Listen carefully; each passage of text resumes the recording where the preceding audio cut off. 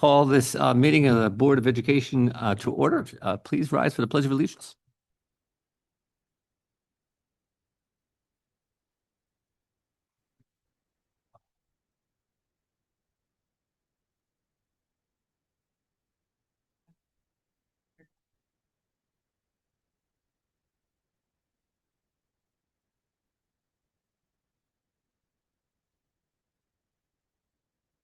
All right, welcome. This is our May business meeting. We apologize for being a few minutes late. We were in executive session for a couple of matters, but now we'll pick up the pace now that we're in public. So thank you for waiting.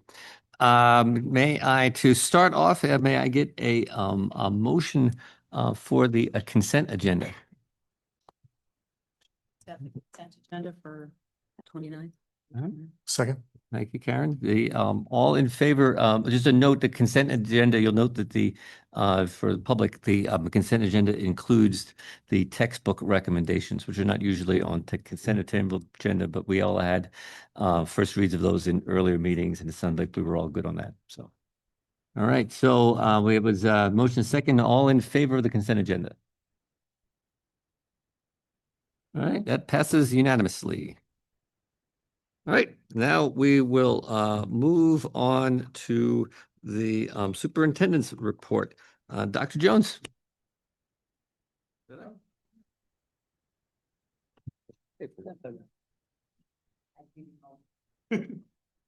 I just have a couple of things tonight. First of all, I want to say congratulations to ISD. They are celebrating today their 25th anniversary as a school and an IB school, and it was really fun. They had an assembly this morning. I was able to go over there for their afternoon, it was like an alumni gathering, and I met the original principal. I may say his name incorrectly, but he was Principal Frinelli, who actually started ISD, came, and just a lot of previous teachers. Terry Rickey was there, just a wonderful event. And then tonight they're having another celebration. Just as a reminder, the North Street Bridge construction, we didn't talk a whole lot about it, earlier in the year. It's time. It's getting ready to start. So from June 8th all the way through the summer, there's an alternate route. We'll have information in the newsletter on Friday. And so if anybody is directly impacted with where their house is located, transportation would contact them directly. So we could have some hiccups, for a couple of days, slower traffic, but it is an alternate route because the bridge is being reconstructed. And I also want to just say thank you to Public Works. For those of you that have been on the board for a while, originally that project was planned for 12 or 18 months, and now they are going to have it done by the end of summer. So they really went back to the table, to the drawing board. They listened to the community, the schools, and I'm just very grateful for that because that would have been a long time. We also rolled out the My Ride app for our high school so that they now can sign up for their app. They can follow the bus. If the bus is running 10 minutes late, they can see it. We only have about 60 people signed up so far, but we're watching the data on that. It's working well. We're hoping if it continues, then we'll roll it out within the next week, just for the last couple of weeks of school, so everybody gets to trial that. So that's been a great thing. We also have a lot of capstones happening across the district, and most of Cabinet spent Wednesday morning here at Central for their capstone. Several of them had wonderful capstone presentations. We also have some exhibitions coming up at a few elementaries, if anybody's interested in visiting some of those. And last but not least, I just want to say, since our last meeting, it was announced that New Lebanon is a Blue Ribbon school, and that is just the best news. We are absolutely thrilled. So congratulations to that entire staff, community, family, everybody. Thank you. Committee reports. Veronica?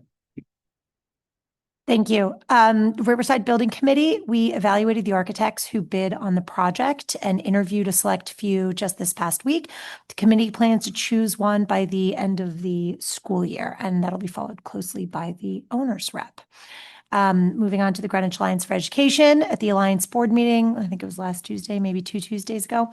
14 Reaching Out grants were voted on and approved for the 26-27 school year. The grants are for theater arts, STEM, special education enrichment, school gardening programs, and the expansion of Avid at Hamilton Avenue, and the launch of Avid Excel at WMS.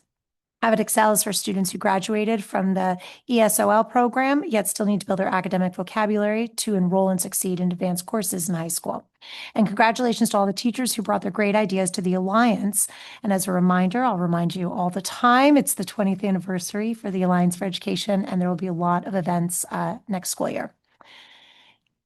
Moving on to this Distinguished Teacher Award, we had a really great ceremony and reception honoring the 6 recipients. And again, I just want to acknowledge and congratulate Ms. Burdick, Ms. Connolly, Ms. Ellinger, Mr. Ledvinsky, Ms. O'Brien, and Ms. Roth, as well as the Distinguished Teacher Award Committee for all of their work. And lastly, SEAC had their last and final meeting on that same Tuesday, a couple weeks ago. Dr. Heiligenthal updated us on the extended school year plans, and a note had gone out in late April to all of the parents of those students who are eligible. Kristen Mulhern, who's a district social worker, also presented and showed us the community resources available to all students and families on the district homepage, and it was really an incredible list for all families.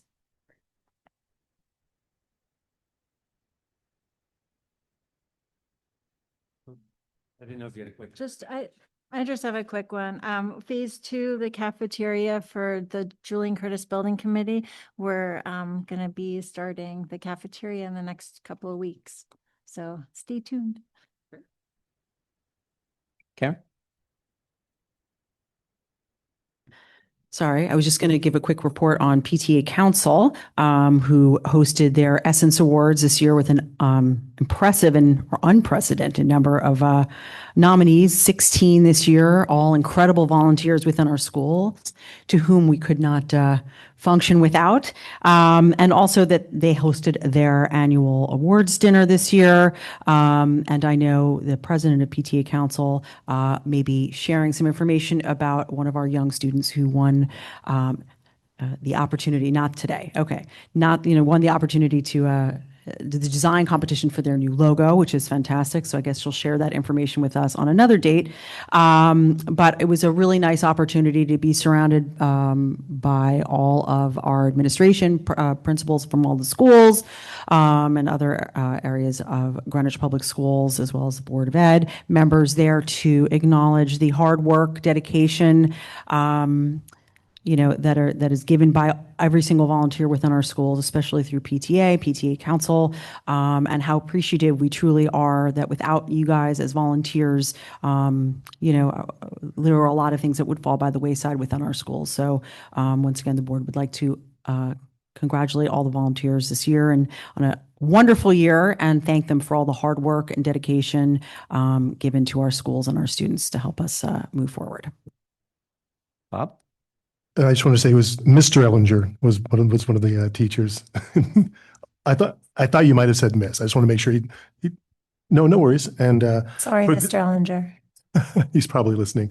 For Central Middle School, the RTM will be voting on in their June meeting on the Central Middle School supplemental funding request. And various board building committee members are meeting with various committees and districts starting this evening with the Budget Oversight Committee and going into next week with the full meeting and vote on June 8th. Overall, the construction is going well. There's still some issues with the fire pump that are hopefully going to be resolved in the coming weeks. I can have more information for that in the June meeting, as there's a lot of plates spinning right now. So we'll know more about the various issues, and hopefully they will be solved. And I will be coming back in June and saying everything is working perfect. The policy has a few items as an item on the agenda, so I'll spare you a policy committee report. The Old Greenwich Building Committee, as you might have seen in the paper, we realized a 15% additional state reimbursement on the project, which is worth $8 million.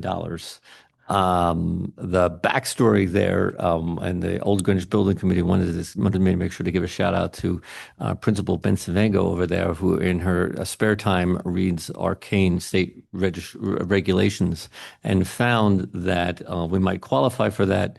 She got in contact with her state delegation, and next thing you know, we've got, well, not next thing, they had to go and argue up there in Hartford, but next thing, but long story short, we ended up with another 8 million to offset the project. So that's great. Construction proceeds apace there. We're on track. Playground construction and whatnot set over the next month or so. So it's good stuff starting happening there at Old Greenwich. Anybody else? Okay. So with that, we will move on to the public hearing portion of the evening. Up first, we want to welcome our GHS student government representatives. Good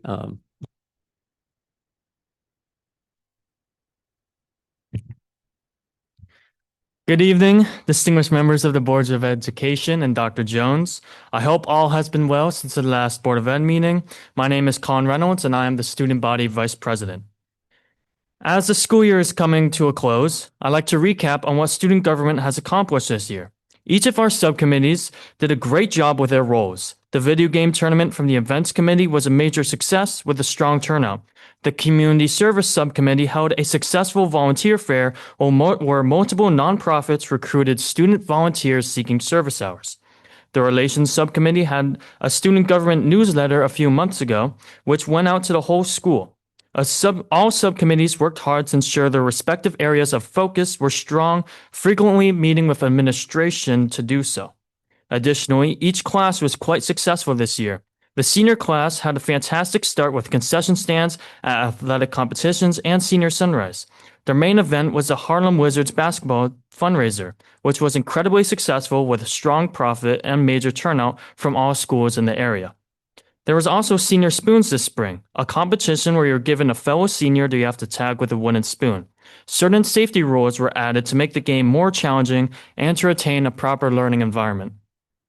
The junior class had many holiday-themed events, like their pumpkin carving contest.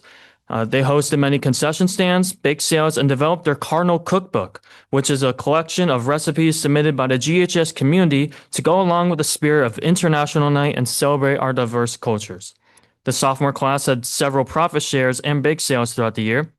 And throughout the whole year, they began planning a school-wide house competition, which will hopefully happen in the future as a field day type event. They've been thoroughly working out all the details to ensure its success next year. The freshman class was extremely impressive this year. They instantly jumped to work with bake sales and began a new tradition of showing a movie in the morning of every first Friday of every month. Thank you all for a great year. For a new board navigating major budget challenges, you have my utmost respect for the incredible job that you've done. Thank you, and I look forward to joining you all next month for our final meeting and to transition to our new student government leaders. Thank you. Thank you, Colin. Good evening, members of the BOE, Dr. Jones, students, and community members. I'm Gabriel Leza, the student body president at Greenwich High School, and I'm happy to both see and speak before you this evening. AP season has wound down at GHS, and I don't think I have ever seen a more well-prepared group of students. More broadly, as this academic year draws to a close, the social calendar is ending with a bang. The senior class began internships last week, taking up service roles in practically every facet of our town. Seniors will hold their final prom this coming Saturday in an event that has been months in the making, and I find myself excited for the evening and for these last weeks alongside my peers. The juniors went through the same motions earlier in the month, and from what I have heard, their prom was beautifully executed, a testament to the hard work of our junior class officers and advisors. The sophomores and freshmen have been watching closely and have strong role models to follow as they step into their years as upperclassmen. Beyond class level milestones, our students have also had a remarkable few weeks. Our boys rugby team placed 6th nationally last week as the only non-private, non-magnet school to place. Our cheer team was named Connecticut Team of the Year by the Connecticut High School Coaches Association. International Night at the high school drew dozens of nations represented and hundreds of attendees in what was yet another successful iteration in recent memory. And our economics club achieved success on the national stage with the Euro Challenge team taking home second place and a trip to DC, while the Federal Reserve Challenge team was selected as one of 12 out of 207 to be published in a coming circulation of 5,000 books by the New York Federal Reserve. In other exciting news, student government held its elections yesterday. I'm very hopeful for this coming generation of leaders. Watching the campaigns unfold, it is clear that the energy in the executive remains very strong. This also marks the final BOE meeting at which Colin and I will stand before you together in our current roles. It has been a wonderful year, and it was a pleasure to see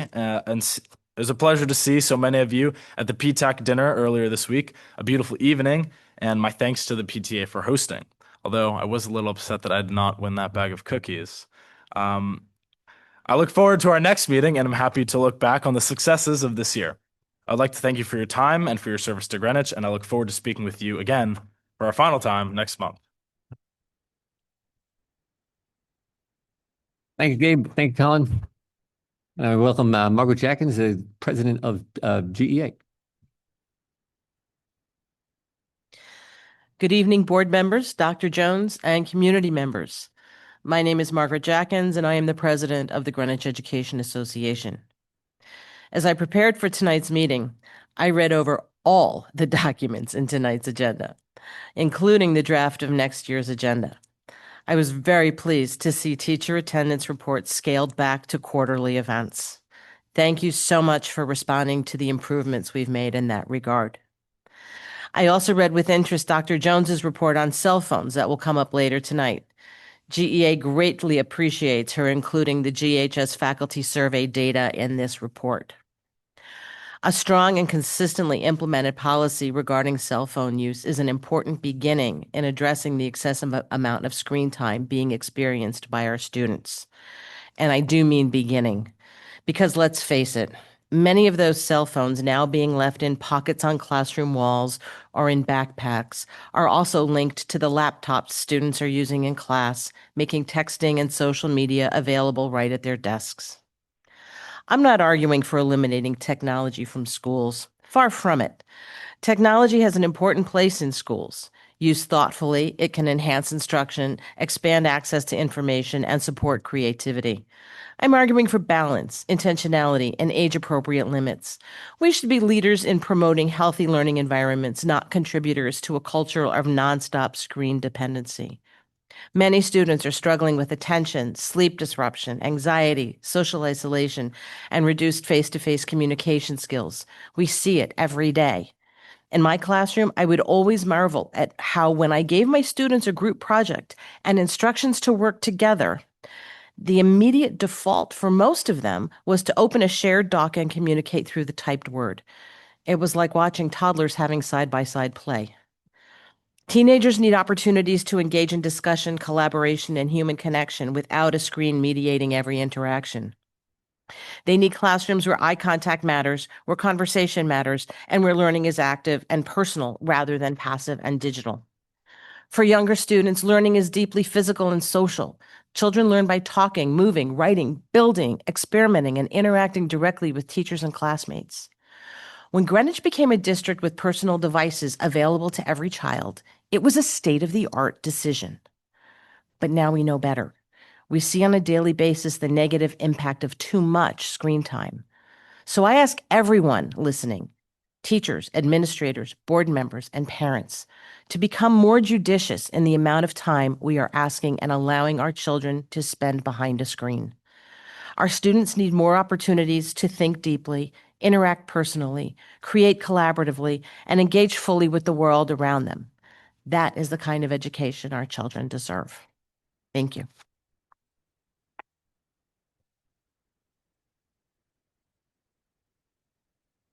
Now we welcome Lisa Sylvester from PTAC. Good evening, everyone. My name is Lisa Sylvester, and I'm the PTA Council President. Thank you, Ms. Hirsch, for mentioning our dinner about the dinner that we had the other night. It was really a tremendous evening of celebrations and volunteers celebrating everyone across the district. So if you were not able to make it, we're going to send a save the date out as soon as we have that date, and we're going to mark your calendars because it was a lot of fun and it's a night not to be missed. And I promise you that Margaret and I did not share our notes tonight, but I have a few topics similar along the lines that she had. Technology and digital learning continues to be important topics both locally and nationally. While cell phones are a big part of the conversation, they are not the only concern. P-TECH wants to be sure there is a healthy balance in classrooms between technology use and hands-on learning. Research has raised concerns about digital learning, especially for younger students, including shorter attention spans, reduced focus, increased anxiety, depression, and ADHD, as well as challenges with social skills, civic engagement, and overall development. We are interested in how the district is reviewing these concerns and adjusting curriculum and technology use based on new research. We encourage you all to keep reading the studies and really listen to the parent and teacher feedback. P-TECH would like to be part of those conversations, so let's continue to learn, grow, and work together to come up with some solutions that not only fit students at every age and developmental level across the district, but also support the teachers and families in managing the digital world. In addition, P-TECH would like to work with the BOE and the district to better understand how increasing academic pressure is affecting students' mental health at Greenwich High School. With more AP classes being offered, easier access to those classes, and the added GPA benefits tied to AP courses, many students feel pressure to take as many APs as possible to stay competitive for college admissions. As a result, students may be sacrificing sleep, balance, and overall well-being in order to keep up. We believe it's important to look at how those pressures are impacting students and to consider ways to support both strong academics and mental health concerns. And last but not least, as Ms. Hirsch mentioned already, we recently held our annual Essence Awards, which acknowledges and celebrates outstanding volunteers in the Greenwich Public Schools. I would like to encourage all of you to attend that ceremony next year and maybe even nominate someone. We really would love for you to see and hear firsthand the stories of why those people were nominated. The Greenwich Public School community is fortunate to have so many dedicated and passionate volunteers, and the PTAs cannot do all the work that we do without them. We're very proud of all of them, but a special shout out to this year's winner, Maureen Harper, and our Lifetime Award winner, Monica Wong. Thank you. Have a wonderful weekend. Thank you, Lisa. All right, Karen, now we'll move on to public comments. Yes, it's a short list tonight. We've got 3 speakers, so I'll read all of them off so they can know their order. Alexandra Stevens, first, a GHS Library Media Specialist and GPS parent. Maria Buono, GHS math teacher. And last, Peter Schwartzstein, a GPS parent. Good evening. So my name is Alexandra Stevens. I'm a 17-year GPS parent of 2 GHS graduates and 1 current COSCOB Phoenix. And I've taught at GHS now for the last 16 years. Tonight, I'd like to talk to you about the prior board's decision to increase the AP weight to 1.25 as both a parent whose 2 sons took a total of 26 AP courses and a teacher who has worked with hundreds of GHS AP students. First, I want to talk about the application of the vision of the graduate. You require students to master 14 capacities in order to graduate. Those include critically interpreting and evaluating information, exploring and solving complex problems, being responsible for mental and physical health, and collaborating with others. I believe that the VOG capacities apply equally to teachers, administrators, and the BOE. For should we not model how we expect students to conduct themselves in the academic environment and hopefully in life? Approximately 15 years ago, GHS teachers and administrators demonstrated these capacities when they formed a committee to critically evaluate the weighting of GHS honors and APs classes. Among many factors, the committee considered what peer institutions did across the country, how students' mental health might be impacted, and how specific colleges viewed our weighting scale. They then presented their results and recommendations to the entire faculty for a vote. Fast forward to the board's September 25th meeting, in which the prior board quickly voted to increase the weighting of AP classes to 1.25. In making this change, the prior BOE policy committee did not engage in public dialogue, nor did they seek the input of GHS faculty, administrators, or mental health professionals. I would argue that they should have at least asked the stakeholders some of the same questions that were asked 15 years ago. What problems are we trying to solve? Why do many peer schools weigh AP and honors classes lower than GHS? How do colleges view our current weighting, and how would they view this change? Will the number of unprepared students taking AP classes increase? And how will it impact student mental health, stress, and amount of homework? I don't think the prior board ever asked those questions, and they certainly didn't get a buy-in from the GHS community. According to a survey sent to all GHS faculty, 76 of those responding do not support this change, and they want to keep either the existing weight or actually decrease weighting. Another 20% indicated they needed more information to decide. So only 4% of our faculty actually agree with this change, and for good reason. There's a laundry list of reasons not to overweight AP classes, ranging from creating incentives to take inappropriate level classes to impacting student mental health. The GHS student body president himself listed some of these factors at that meeting, when he even urged the board to postpone voting and do a thorough investigation. Yet with so little support and input from our community and so little concrete data and evidence, the board went ahead and made this change. Fortunately, it's not too late to revisit it. Another element of the VOG is to appreciate the value of reflection. I hope you will now model such reflection by holding off on implementing this policy change until you gather data and collaborate with teachers, councils, mental health professionals to design the right policy for our students. Please uphold the essential tenets of the vision of the graduate and your duty of care. You owe it to our students to examine important policy changes through objective and data-driven lens. Thank you for your consideration.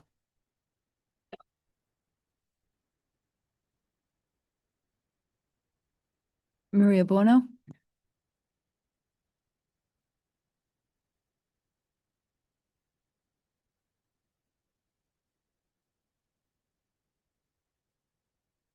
Good evening, members of the board, Dr. Jones, community members. My name is Maria Buono, and I've been teaching mathematics at Greenwich High School since 2001. And I'm the proud coach of the Greenwich High School and the Central Middle School science teams. I'm pleased to share a remarkable accomplishment regarding the GHS science team. Each year, thousands of students across the country participate in the U.S. Department of Energy's Regional Science Bowl. It is a competition like no other. 5 seconds for a toss-up question, and then the team collaborates 20 seconds on a bonus question. The topics are in biology, chemistry, earth and space, energy, physics, and mathematics. So to prepare, this team has proven its resilience under pressure. In November, we traveled to MIT, where we endured 6 hours of grueling questions, and our students didn't even blink. Next came the Yale Invitational in January, an 8-hour marathon where we outscored top Connecticut schools in the East Coast, Newtown, New Canaan, Glastonbury, just to name a few. But on to the main event. In February, we went to Yukon Stores. We boarded the bus at 6 a.m. This was a 12 long hours of Science Bowl fun. In the final round, which started approximately 8 p.m., the room was filled with tension, and these 5 students remained calm, locked in, and completely focused. I am thrilled to announce that they outscored 36 of the best teams in the state to bring home the golds. They became the Connecticut State Regional Science Bowl champions. I would like to congratulate and recognize the sheer ambition and extraordinary dedication of 5 unique Greenwich High School science team players: Joyce Gong, Martin Lip, Rex Liu, Jejun Lau, and Axel Person.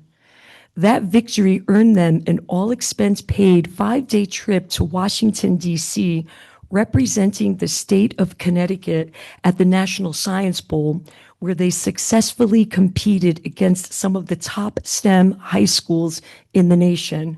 Seeded top 4 in their division, making it to double elimination rounds nationally. In addition, Greenwich High School science team holds the regional record for the most appearances representing Connecticut at the National Science Bowl.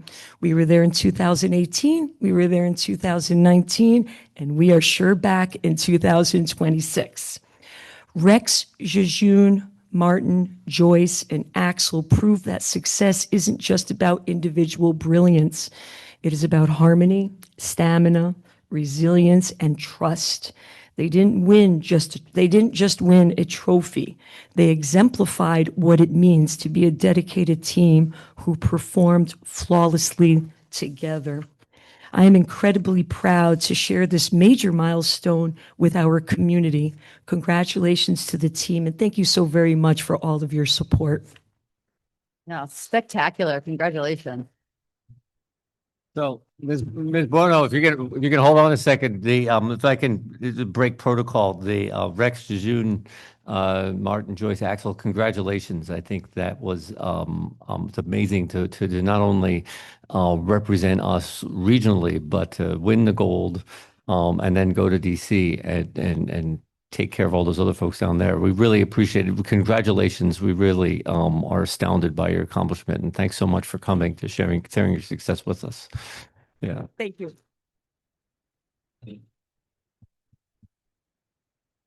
Wow, that's a tough one to follow, Pete.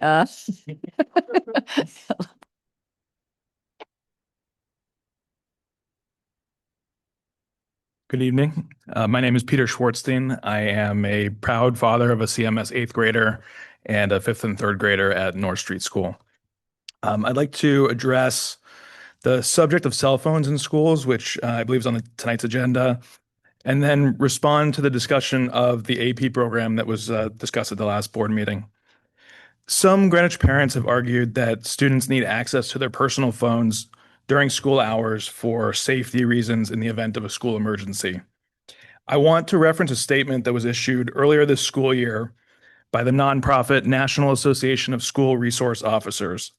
The points in this statement have been echoed by local, state, and national law enforcement. Their conclusion is clear. Access to phones during the school day reduces student safety, particularly during emergencies. The statement outlines several key risks. First, during an emergency, students must be fully focused on life-saving instructions from teachers and administrators. Phones can distract students from hearing and responding appropriately to those instructions. Second, some emergencies require students to hide in silence.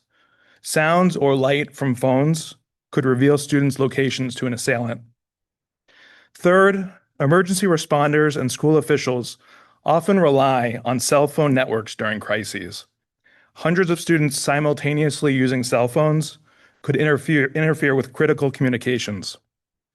And fourth, student communications during emergencies can prompt parents to rush to the school, which creates traffic and access issues that could delay and distract emergency responders. I encourage the board and the community to read the full statement.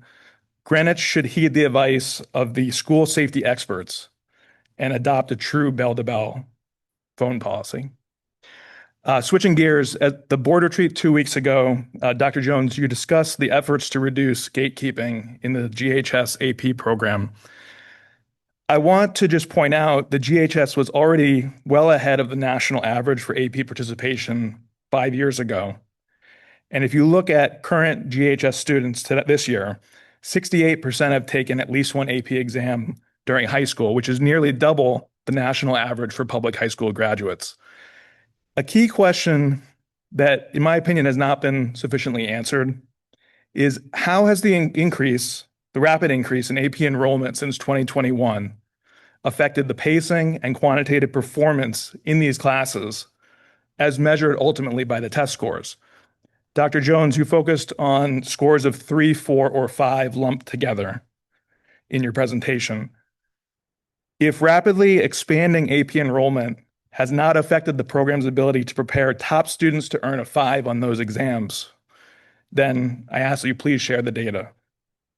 Please show the board and the public not only the lump of 3, 4, and 5, but individually the 5s earned in each of the last 5 years and how many 4s were earned in each of the last 5 years. I think that will really help to better understand the impact. Thank you for your time and attention. Thank you, Peter. So I joked at executive session that back in December, we added this item to our standard agenda to give the board a chance to discuss anything that was mentioned that we thought we were going to talk about. And ever since then, we've had fewer community comments. So go figure if you're being responsive. That said, does anybody have any thoughts? Yes, go ahead, Dr. Jones. I do just want to say I am working on the data set that was just requested 2016 through 2025. It's in rough draft right now on my desk. So hopefully at the next meeting, we'll have it for you. While we're asking your questions, when does the do you know offhand when the grade weighting change goes into play? For what cohort? It's next year's freshman. Next year's freshman. Okay. Right. Any other thoughts or comments?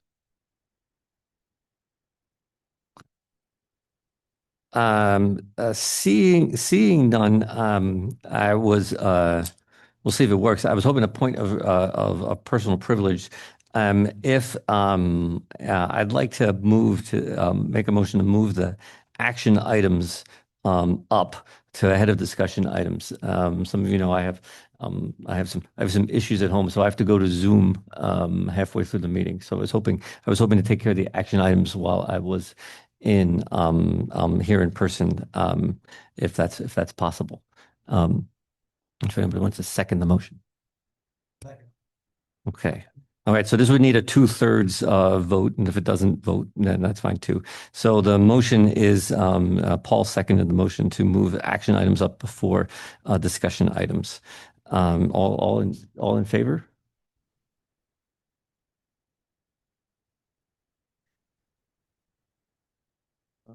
Thank you. All right. I appreciate it. All right. I thank you. Okay.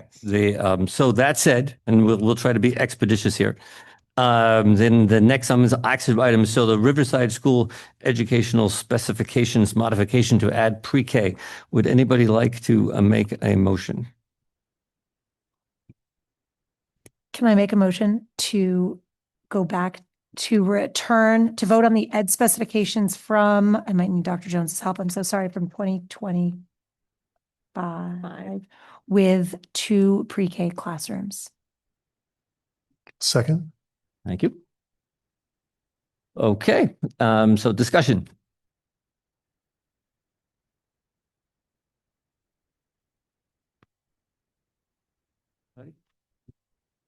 Well, I was just going to say, Go ahead. as the rep for the school, I don't know if Do you want to for say the anything? building, Veronica? no, building committee, if you wanted to present anything. Sure, I'd be happy to speak. I spoke a lot about this actually a couple meetings ago, that the way the cost savings to adding the pre-K are tremendous.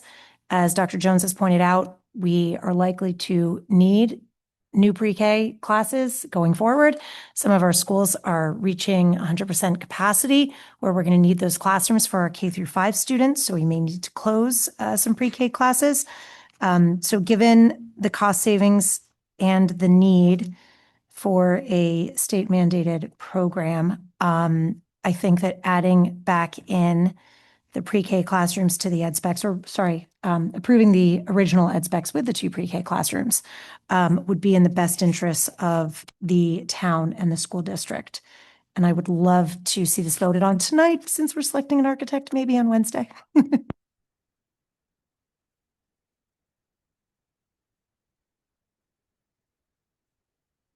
So, anybody else want to say anything? I'll go. I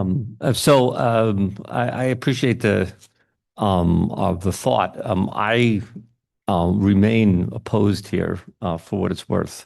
Last year, the board voted specifically against this because we felt as a board that it was not in the best interests of that campus to add pre-K. There's nothing that has changed there to that. The only thing that's changed is now we can get more money for it. I don't think that's a good enough reason to change our thought process. Right now, you have a situation where Riverside is our most crowded, or our biggest school. Adding 2 sections of pre-K on top of that creates a large challenge. It creates an administrative challenge. It cuts down on playground space. It adds traffic because you're going to have busing. All the reasons why we didn't want to vote for it last year, and we voted it down. I agree that we probably need to, as a board and as a district, we need to rethink about where our pre-K and have a thoughtful conversation about where pre-K is. But I believe strongly that changing course here and going back to shoehorn it into Riverside when we had a very thoughtful discussion last year and wanted to remove it and haven't heard any reason why we would change that other than we're getting money, but we get money for any site where we want to put pre-K. So putting it here, I think is penny wise and pound foolish. And I think it's an economic argument, not an argument in the best interests of the campus. Go ahead, Sophie. I guess I want to address a couple of things. First of all, I didn't want to take the pre-K out last year, so I'm consistent, and I think it was a good idea to have it in, and I'm glad that there's an opportunity to add it back. It's not true that we would get money back for putting it elsewhere. Specifically, like we're getting a state reimbursement here for putting pre-K in a very large building project, and the amount of money, I mean, Veronica can speak to this better than I can as the building rep, but the amount of money that we would be getting back is calculated based on the total cost of the construction project. So building it elsewhere, we might not realize that at all. So I think we would basically be declining to take money that otherwise we're not going to get. So I think I wanted to clarify on that. And then I will say also, I think it's,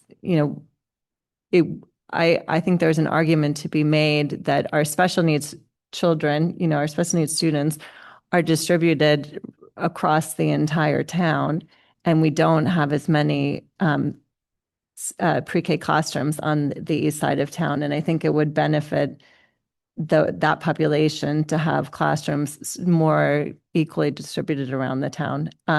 Lastly, I was a parent at Riverside School for 12 years in a row. And almost everybody can walk to school. We have one school bus, and there's maybe 10 kids on it. So I'm not so worried about the parking issue that you might see with other schools where lots of people drive. Adding 2 classrooms, I don't think would be a big issue for the pre-K. Also, we're fortunate at Riverside is a very large campus, and we have at least 3 playgrounds. So, and I think this is just something maybe we take it for granted in Greenwich, but we have these huge, beautiful campuses. And when we did do I sat on the Riverside Feasibility Committee, and when we looked at putting in the 2 extra pre-K classrooms, it's not a problem. We can fit it on the campus. So I'm in support just because I think, I don't understand economically the argument to not do it here when we think we'll need pre-K classrooms. It makes the most sense financially. And I think Riverside campus can easily accommodate it. Go ahead, Karen. I would say much like Sophie, I wasn't really in support of removing pre-K classrooms. I mean, we've heard from Dr. Jones time and time again every year that we have growth in our pre-K program and ever so often have to add at least 1 classroom somewhere mid-year and have often run out of space and where to put those pre-K classrooms. We have heard from parents in the past that there's concern that, there's a lot of pre-K program space within the Greenwich Public Schools on the west side of town and fewer on the east side of town. We know that pre-K, and I know this is it's not a general ed pre-K, like, private pre-Ks, but it is still a precursor to, academic improvement and setting children at young ages on a good path to start kindergarten and forward. And so to me, it seems like a no-brainer to add them back in with, and reduce the cost of the build, because I believe part of the reason that we chose not to vote to add them in was because of the cost of the build, because we had so many different projects going on at the same time. We wanted to make sure that the town was not being overburdened with the cost. So to me, this is a no-brainer if we can save over $5 million, right? I think the reimbursement for adding pre-K is just over $7 million. The cost to add it would take it down to, a $5 million bonus. To me, that sounds like a worthy discussion to have. Go ahead, Veronica. I just want to make one more point. I think you mentioned, adding the idea of adding programs to a school that's already sort of at capacity. There are many elementary schools in this district that have to house or ask to house, and multiple district programs. Besides their K through 5 responsibilities, whether they're maxed out or not, they might have the co-top like COSCOB has on top of having pre-K, or Old Greenwich has the Positive Pathways and pre-K. North Street has the Unique Learner, has pre-K, and a number of students who are deaf and blind in and of itself, creating almost a program. Riverside just has K through 5. It's one of the only schools with no district program. And I think that equity also across the district is something to be considered. Many of these schools, as a result of these programs, have had to make modifications to their playgrounds or their transportation or their traffic flow, arrival and dismissal, especially when you're talking about some of the higher needs populations that I mentioned. This is something that the building committee would work tremendously hard with the architects to ensure it remains a safe, walkable school. Pick up and drop off times are dispersed so that the pre-K students can get there, as well as, with separate entrances. And we're just in the beginning phases, but I think that all of those potential community concerns would come into play as well. I too remain opposed to this project. I think the increased traffic, the decreased field space, there's not enough parking as it is. And so those are my thoughts.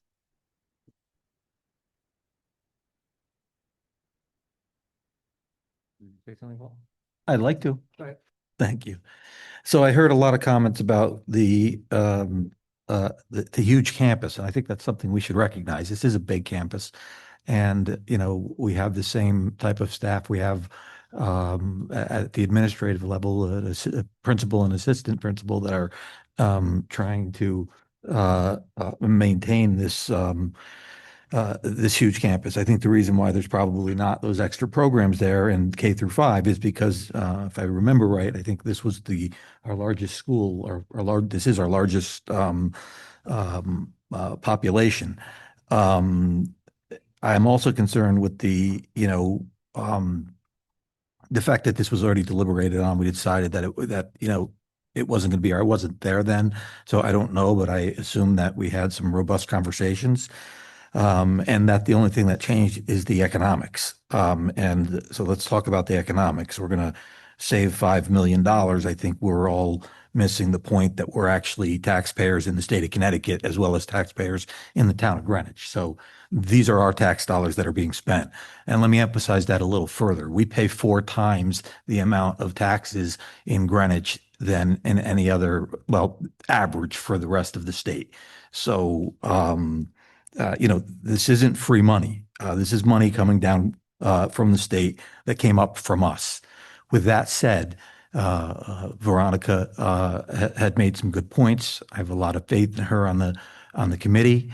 I place a lot of, I'm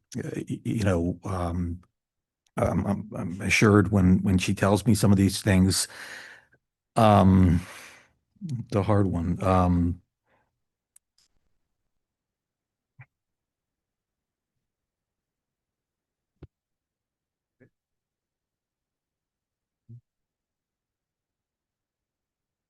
Okay, so I think we can call the question. All in favor of the motion on the table? 1, 2, 3, 4, 5, 6. Opposed? 2. Motion passes 6-2. All right, moving on to the agenda plan. I will make a motion to approve the 2026-27 agenda plan as presented. Second. You get to decide, Karen, who will.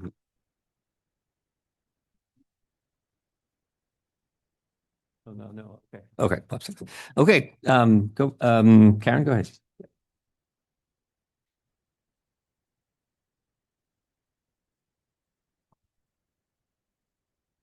Just a couple of minor modifications, and then we can decide if we need to make a motion or if these are close enough. In here, we reduced the number of time, we reduced, monthly attendance updates to quarterly. I think the ask from the board actually was to broaden and have an HR update to talk about a whole range of HR issues, staffing, shortages, not have an exclusive focus on absences. I also wanted to recognize that I appreciate the tuition discussion moving up a month earlier. I think we all felt it was a little late and put our families in a challenging spot this year. I was curious if we could move it even earlier in the agenda. And I just wanted to ask Dr. Jones when specifically the acceptance notifications go out and see if we can maybe get a good alignment so that anyone considering applying to the pre-K, for example, actually knows what it would cost. I don't know if Mr. Branyan, if you're actually on to move it up, do you see an issue with that? The only issue is the state of Connecticut releases the per pupil calculation in January. So we're already, February is the earliest in order to use that as just another data point. You can push it up in January, but you would not have the state data just as a data point to compare your internal tuition. All right. Yeah. In that case, let's leave it. I certainly want us to have all the data possible when we make that decision. And then just the last point is, for her school board, this agenda still feels kind of light on academics.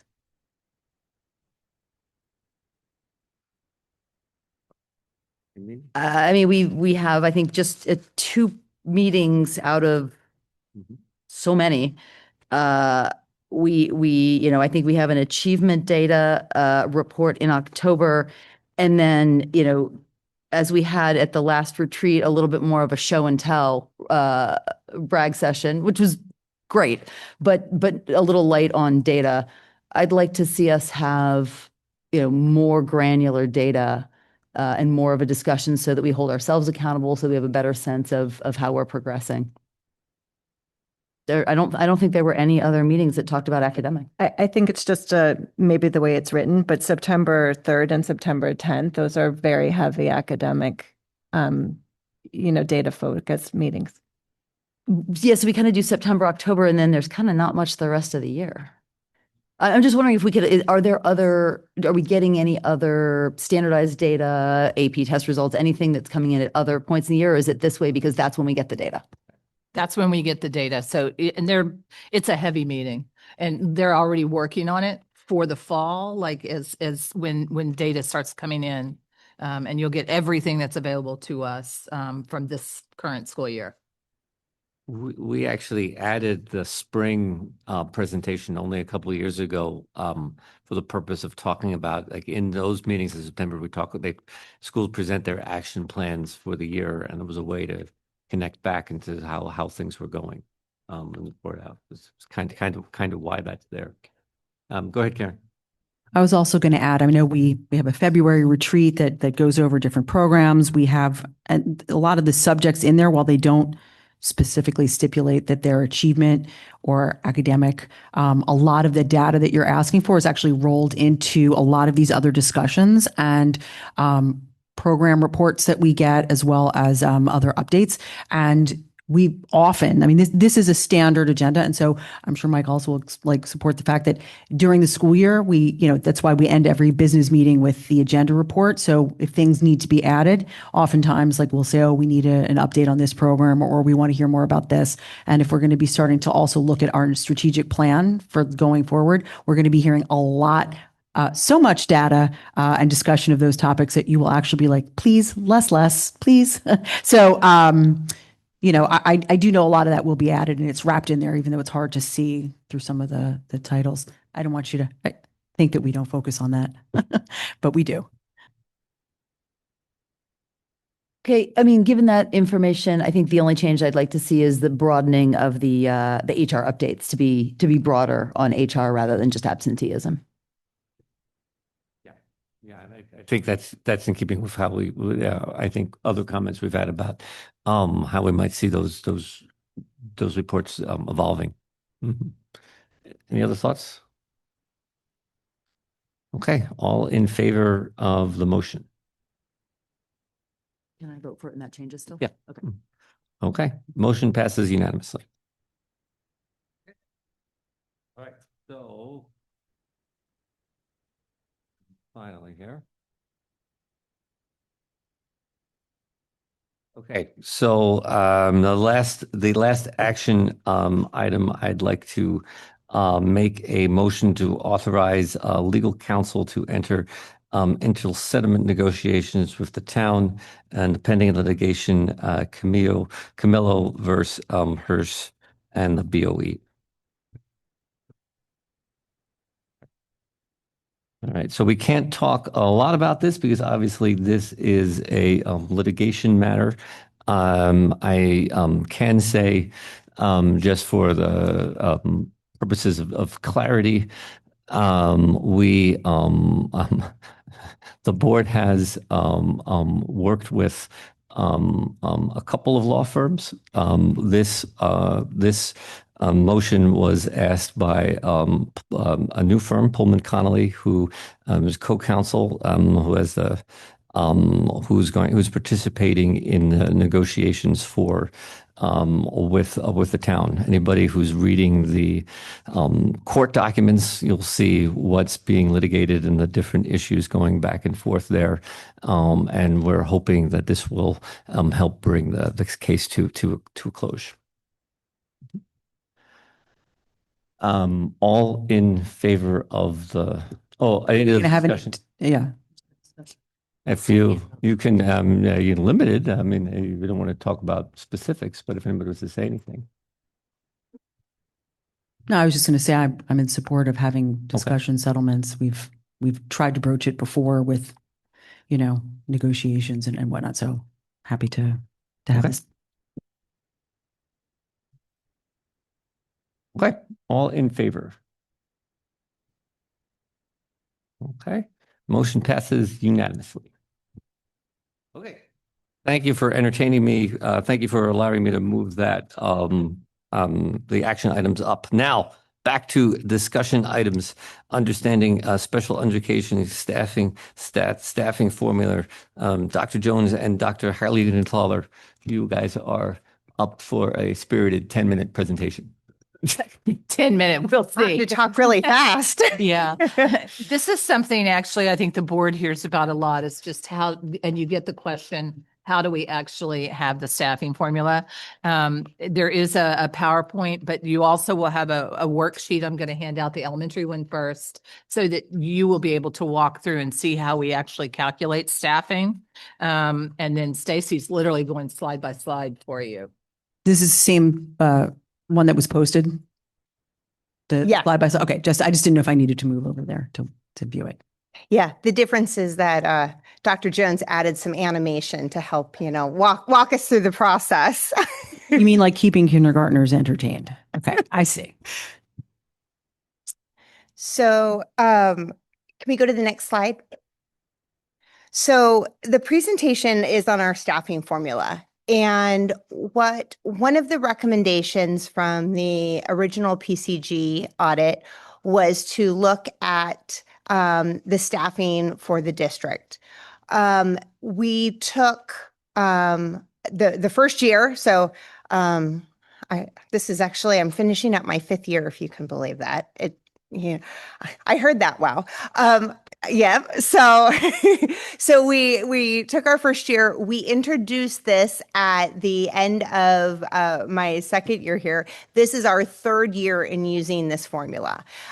So it's been vetted. It was vetted by when we rolled it out, my 2nd year, its 1st year, we did that with teachers and related service providers as part of elementary and secondary committees that we had, as well as PCG took a look at this when they came back and did our audit last year, and actually have used some of what we're using and interviewed Dr. Jones and myself about how we developed it. And they're in the process of developing their own, but having looked at our model, which is very nice.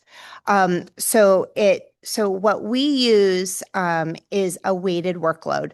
So there's the traditional caseload, which would just be you have 15 students. What we look at is the weighted workload. And so we take into account the amount of service that students have.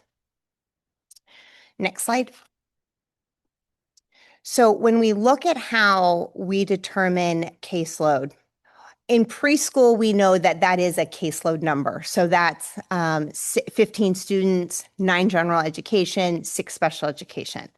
Our elementary and middle schools are through a weighted caseload. So this is where we're looking at exactly how many services are on the IEP. And I'll go over what those look like in a few slides. And then our high school, we look at a standard caseload because we have been doing program development. We're still in the process of tweaking the IEPs and getting all the services on there to match the new programs such as co-teaching. And so we're not quite there yet, but we'll get there. So right now they're still at a regular caseload. Next slide. Oh, thank you. So some other special programming is that our co-teaching at the elementary, when we look at COSCOB, we have 5 students in our co-teaching programs with the remainder of the general education students that are in the classroom. At middle and high school, we try for 45% of the total roster, so no more than that. There are occasions where, for example, if it's Spanish 1 and 65% of the students who sign up for Spanish 1 are special education, there's no way to get a balance at 45%, right? Mathematically impossible. But what we do try to do is then balance and have a little bit of a lower number of students when we can't get to that 45%. The last couple years, I've worked with Ms. Talata where we've run the percentages of all the classes to make sure that we're staying within that balance. And with the new automated Aspen scheduling program, we're able to actually put that in however it runs, like to say, here are the guidelines, don't put more than 45% in when they pull the students. So that'll really help too, because now we're not hand scheduling. We can actually rely on the system to do that. So we have other specialized programs within the district. So we have our unique learner program, which we look at. We don't want to go over 12 students. Our positive pathways, which is 10. Our secondary level CTAA program. So those are our students who are on modified or life skills curriculum, 15, and the same thing for the wellness center. So, for those programs, we really have more of a set number of students for the support and the type of program we run. However, for the elementary, we're looking at specifically different components to be able to develop a weighted caseload. So what we want to look at is we look at various parts, and we have a 4-step formula that walks it through. And so the worksheet that you have for the elementary that says elementary worksheet for Havemeyer Elementary. So I created it. Just so you know that these are actual numbers from a school from about 3 years ago. So this is something that I walk all of the principals through at the principal meetings each year as we go through. The worksheet that Dr. Jones gave you. Okay, next slide. So when we talk about the elementary, the first thing you're going to notice under step 1 is several, and you need me to stop at any point because it's a lot of numbers. I told Veronica when we were doing the SEAC meeting that this is like a math test, right? So there's a lot of math involved. So we first look at our contact minute. And so this is where we're determining how many minutes students and teachers are coming into contact per week. So this is where we actually start to develop our weight. Next. So the first part is our direct service minutes. So this is the time the special education teacher is providing the specialized instruction to a student. The next thing is our indirect service minutes. So our IEPs capture all the times that are not direct service minutes. So the consult we have with the BCBA, the consult with the occupational therapist, maybe there's monthly team meetings. All of that gets put in the indirect service minutes portion of the IEP. And so we pull all of that data from there. The next step is we look at our evaluation minutes. So we're looking at the number of triennials. So every 3 years, students in special education have to be reevaluated to determine if they are still eligible for services. So we look at how many triennials would be occurring in the school, and we multiply that by 12 hours, which is 720 minutes. Most evaluations take approximately 6 to 7 hours. So what we include in that 12 hours is the evaluation, the PPT time, the coordination time, the paperwork time. So we've tried to be very generous and with the minutes for the exceptionally long ones to make up to balance for maybe ones that don't take as long. We also divide that by 32 weeks. There's more than 32 weeks in the school year, we know, but again, what we're trying to provide is the maximum benefit to the staff in terms of completing the work. So we're not counting in weeks the 3 days before winter break or, those short weeks. So we're saying there's about 32 full weeks. And so that actually helps increase the weight a little bit. The other thing we look at is the PPT minutes. So we look at the number of IEPs that are within a school, and we multiply that by 60 minutes and again by 32 weeks. So it's shorter than what the regular school year is, but an average PPT meeting is about an hour, a little bit less, a little bit more, but we're looking at averages. So we're trying to take all of that into account. Next slide. So I just wanted to show an example of where we're pulling these minutes. So this is an example off of IEPs where you have your special education services and your indirect services. So all of those minutes are what we account for when we talk about our contact minutes. And I want to give credit to my team over here because they literally go through every student's IEP and count those minutes. There's not an easy way to do it. We can't just pull it from the system and say, please tell me how many minutes are at COSCOB. Doesn't work that way. So, they're pulling every IEP and counting every single minute. So this is, really,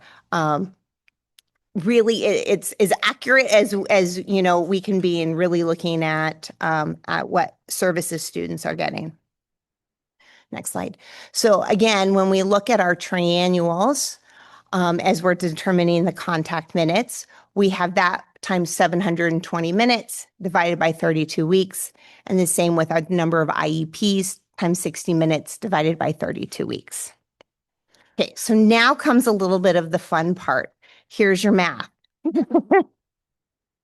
So I filled it in a little bit for you. So, we start with the number of IEPs managed. So, here at Havemeyer Elementary, we have 42 minutes. So we have, and we're looking at the whole school. And so we first look at our direct service minutes, which are 13,412 minutes per week. So when I say we're adding up a lot of services, we really are. We're in the thousands. We then look at the indirect service minutes of 90.6, the evaluation minutes of 315. So that's 14 triennials at 720 minutes. Our PPT minutes of 78.7 minutes. And we add all of those together to get 13,896 minutes. Okay.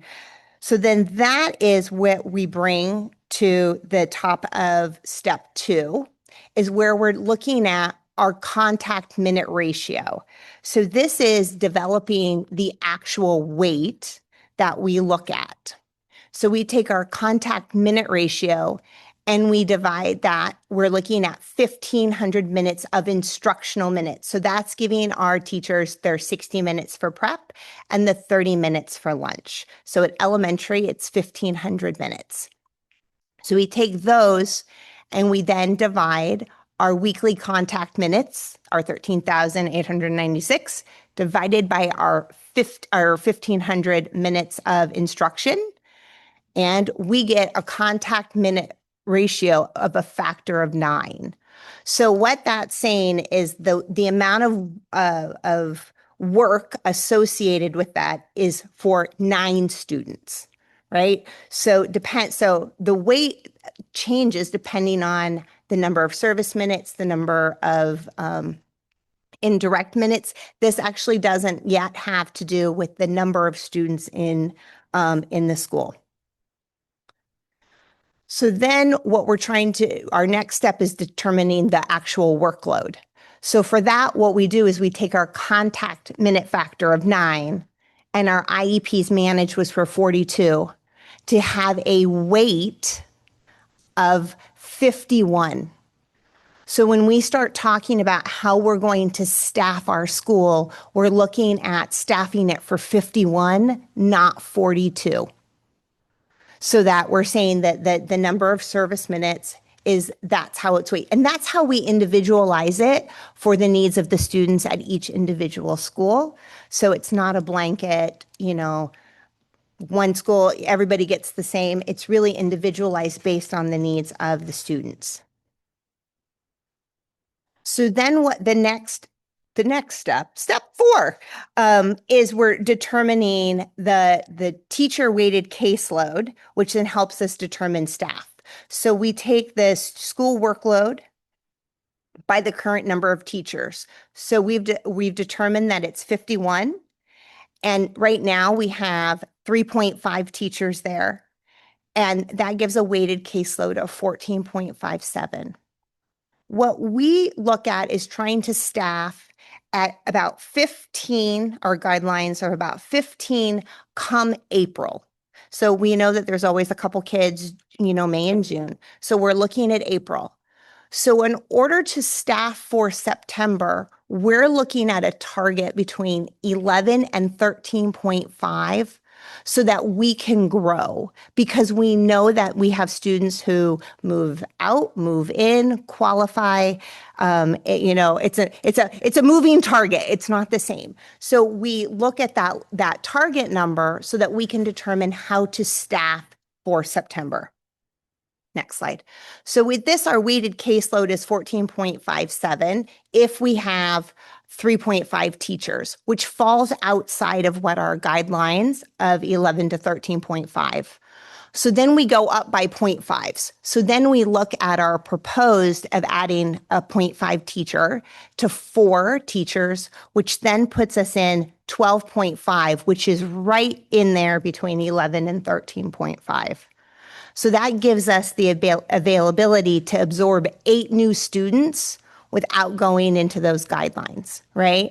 And so again, we know students move in, they move out, we qualify new. So it allows us to absorb and to look at that.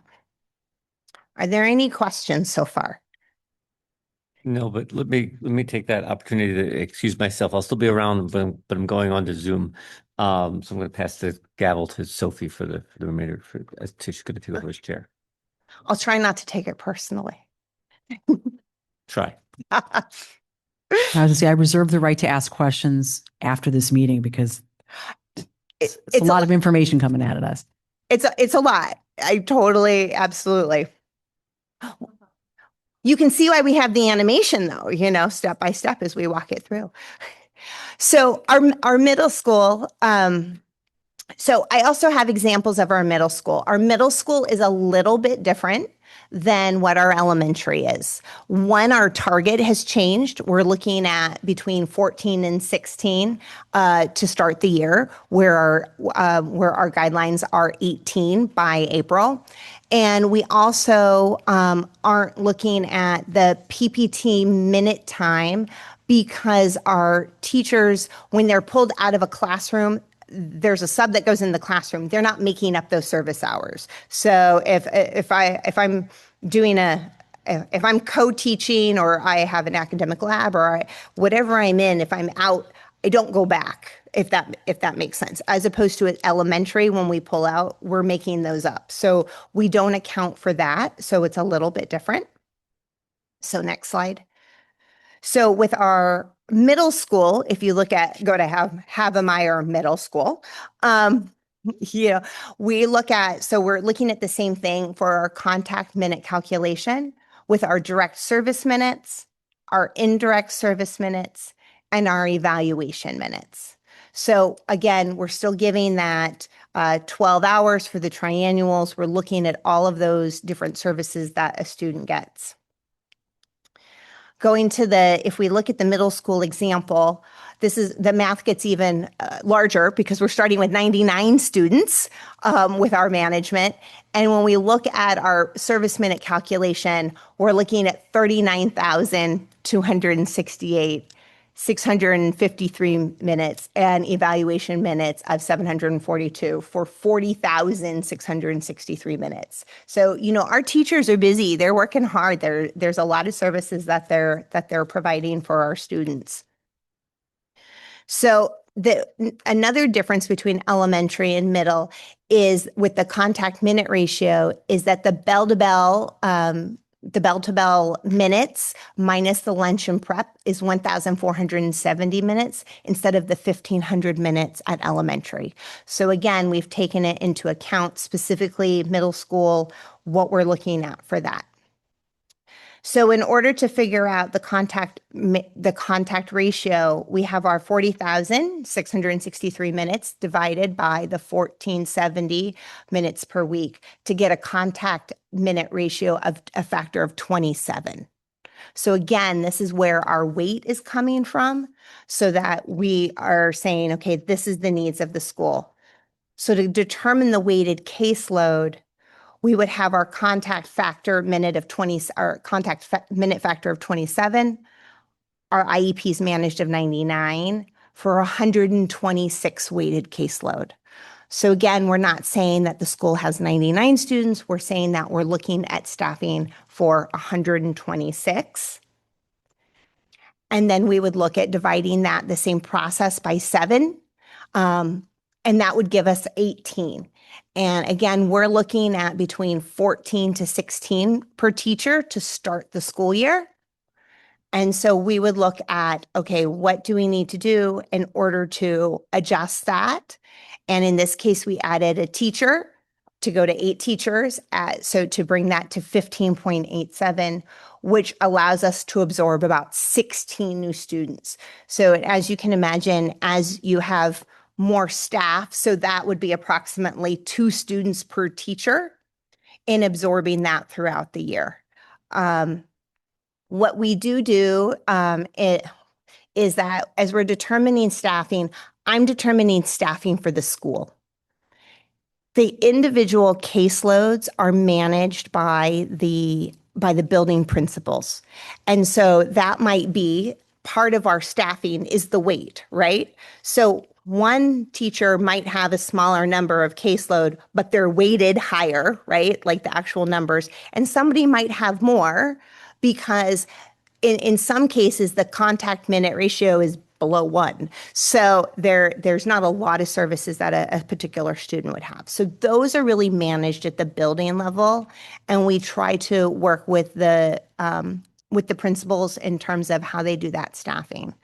But I think it's really important to know that as we're looking at staffing right now, and we've had some of our elementary schools have gone down. The 5th grade class from special ed perspective has been very large, and they are all moving up into the middle school.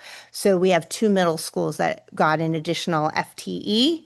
And we have a large number of students moving up to the high school as well. And so the high school is getting two additional FTEs. And those all come from looking at this, who's high, who's low, and then evening that out to make sure that we're maximizing the usage of our FTEs and that we stay within the guidelines. So everybody, we individualize each school's weighted caseload so that it reflects their students, but everybody has the same guidelines in what they're staffing. So, does that make sense? So we really are trying to look and to make sure that we're providing the right support. We also use the same formula, the same formula, but apply it a little bit differently for speech and language and school psychologists.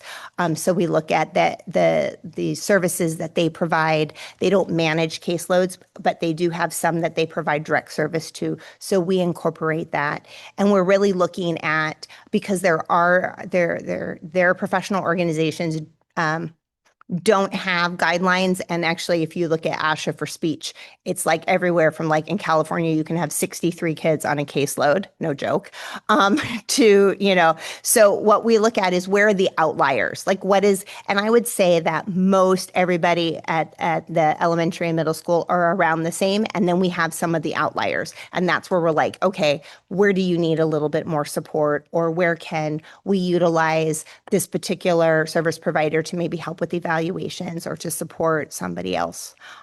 So that is how we staff. We spend a lot of time doing it, and really want to make sure that we have, our teachers have the time to be able to provide the supports and services to their students.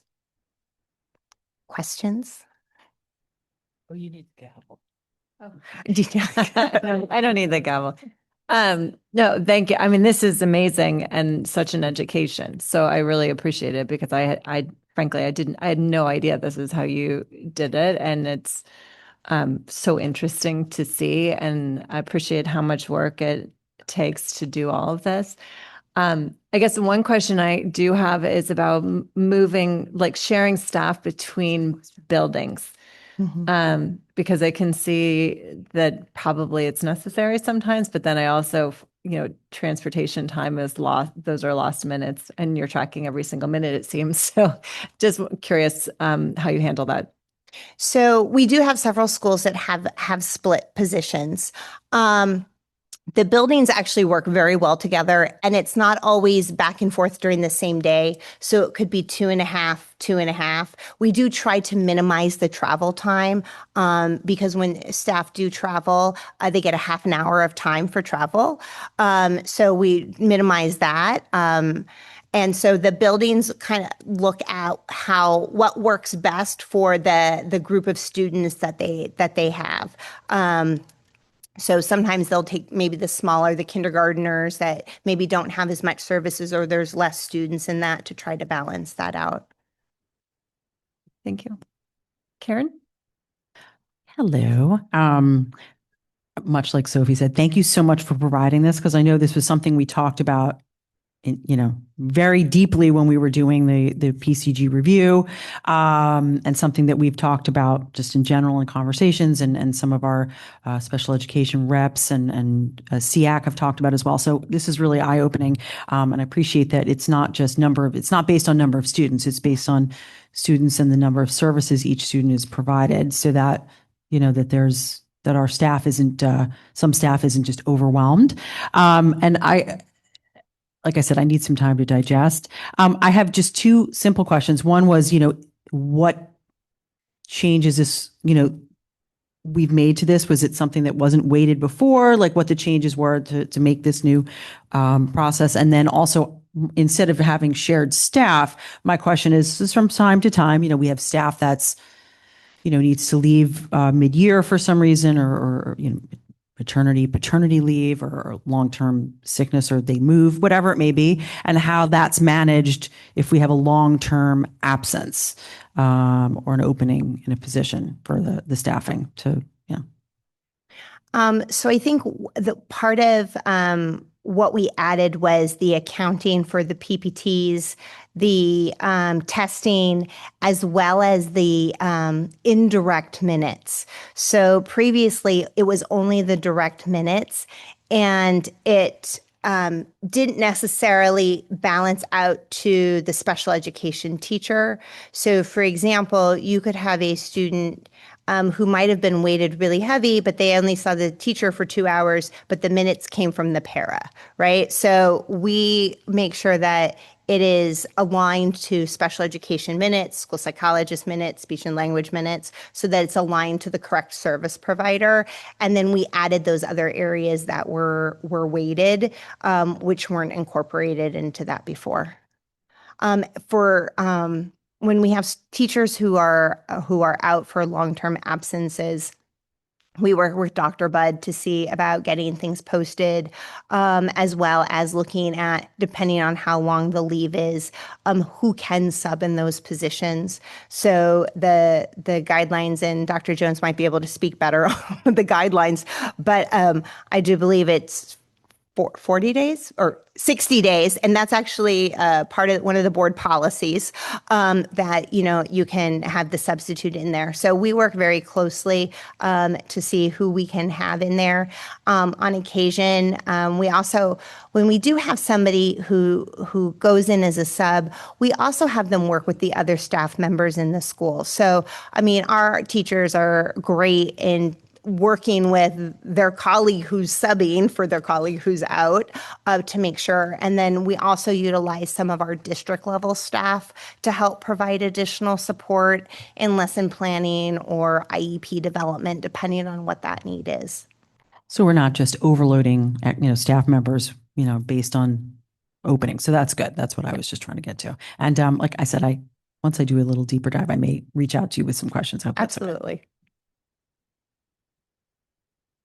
Go ahead, Karen. Great. First of all, thank you so much for the rigor. And I'm really delighted to see how thoughtful we're being about this.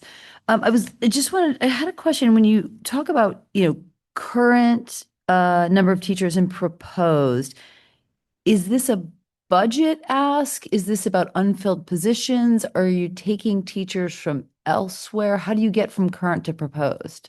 So I have to say, the last couple of years, we've been really lucky in that it's balanced out. However, a couple years, 3 years ago, I want to say that when we looked at this and we looked at students, we needed to add outside of the budget. It's hard because we try to anticipate like what we need budgetarily, in September or October. But if you have a large number of students who qualify or move into the district, we might not know that at the early part of the year.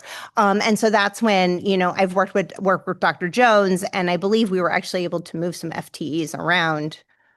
Yeah, I might just add to that.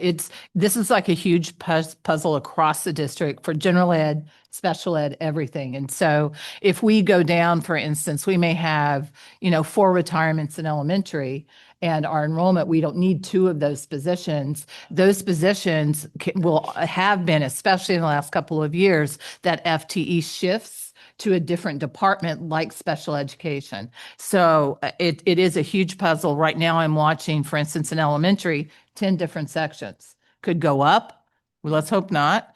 They also could go down, but we don't replace any of those open positions until we know it's needed. And that's the work that is happening right now, a lot of work. Yeah, so for the special education teachers, we've moved them, and we'll be here if something happens during the summer. Right now, we're good. But if we have a huge influx move in, that's when Dr. Jones and I would look at, like, is there a way to be able to cover that? Go ahead, Bob. I just want to know if you made the IEPs 99, so it was a perfect 18 at the bottom. Because that speaks to my math brain. And I was also curious, with the preschool program set up the way that it is, are kids looked to try to move into the same school if possible, or a close school to that if possible? And then how does that work at the middle school level? Are there more? I mean, I'm sure the IEPs are different for every school, and I'm sure it's exorbitantly different as you go into middle school with just the amount of more kids. Less schools. So how does that work exactly? Is there, I wouldn't be an algorithm, but is there some sort of system in place where you try to help the parents and the students find the best school for them within a distance? So for our students in our pre-K who are moving up to kindergarten, In most cases, they go to their home school. We do try it when we have preschoolers coming in. We do try to, if there's a preschool at their home school, we do try to put them there or the closest home school to that. We do have some students. So, for example, Cos Cob homes are co-taught. And so that is a district. So there are preschool students from all over. They're not from Cos Cob, but from all over that look at, is that an appropriate program? And so then there's movement for that. When we're looking at staffing for K-5 with our incoming pre-K, actually, again, we use our pre-K minutes because they haven't had their transition PPT yet. And so each one of them has 4 to 5 hours a day on their IEP. So it actually is weighted a little bit heavier. And then once they go in, their minutes dramatically drop. So again, we're trying to be generous with some of that time so that we, as we know that they move. In middle school, again, most students go to their home school. However, our schools that have our special programs, we do let the parents have a choice because, so let's say you're at Cos Cob, but Western's your home school. You might want to move to Central with your cohort, right? Because you've been with these students since kindergarten. These are your peers, and that's okay. We can support that. Or you might want to go to Western because that's your home school and you live next door and you want to walk, and we can support that. So we try to work with individual parents. It's interesting you asked that because next year will be our first fifth grade class at Cos Cob. So getting ready, and already I have some of the fourth grade parents reaching out saying, what are we going to do about middle school? And I said, please let me get through this year and we'll have that conversation next year, and what that will look like in middle school. So it will be interesting to see if we're going to have a cohort, if as a group they do want to move to middle school or together at Central, or will they be going to 3 different middle schools? And then we'll plan accordingly, kind of based on what the needs of the students and the parents' preference. So we try to balance those out. Okay, Veronica? Sorry, Bob. Thank you so much for this. Like Karen, I'm going to digest it and I'm going to ask my favorite question. How does this factor into paraprofessional staffing? This doesn't factor into paraprofessionals at all. So paraprofessionals are a different line within the IEP, and we look at that during the summer. So we look at the students. Again, the only similarity is we pull every single IEP and we go through and we look at what's written in the IEP. And so then we look at who has a one-to-one, who has a shared para, who needs it for this and not that. And then that's how we look at staffing. Thank you.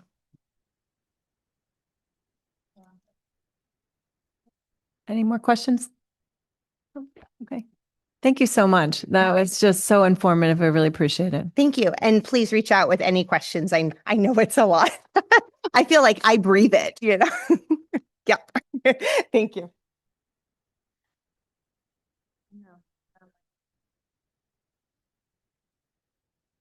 Oh, thank you. Okay, Patrick, do you want to come up? Thank you so much.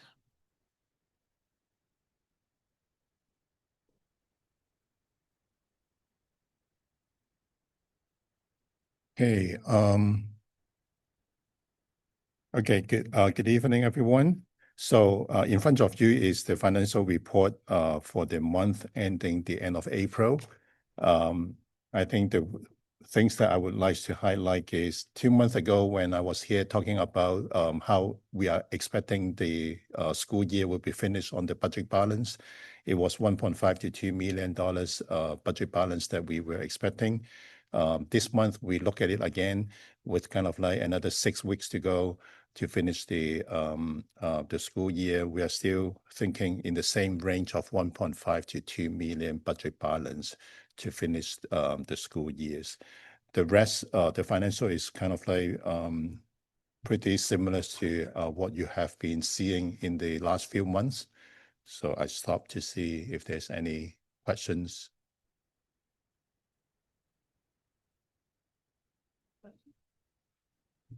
I don't think there are any questions. Okay, good. Thank you Alright. so much. And the next item is the budget transfer for the information items. It is kind of like the budget transfers to support the special education, mental health, clinical services at the Greenwich High School and the Western Middle School, provided by the Effective School Solutions companies. So it is because of the additional students in the high school and also the Western Middle School that drive the requirement of the additional service by the vendors. Okay. Right. Good. That's all I have. Thank you so much. Thank you. Okay, now we're on transportation. Dr. Jones? Yes, just very quickly, it's just letting the community know we're continuing to work on this issue every single day. We have explored more than 50 different sites and we remain optimistic. I did have a question this week where, some individuals were asking about parking buses at the new ice hockey rink. That is not doable. Obviously it would be too close to the community. And it's, we would have the same issues that we've had being parked at Western, and there's not enough space. But that's all we have tonight. We're working on it. Okay, thank you. Next up, we have policy. Is Dr. McCanty is online? Okay. I am here. Okay, do you want to lead off on this policy item? Sure. I'm logging into my laptop at home. Just give me one moment here.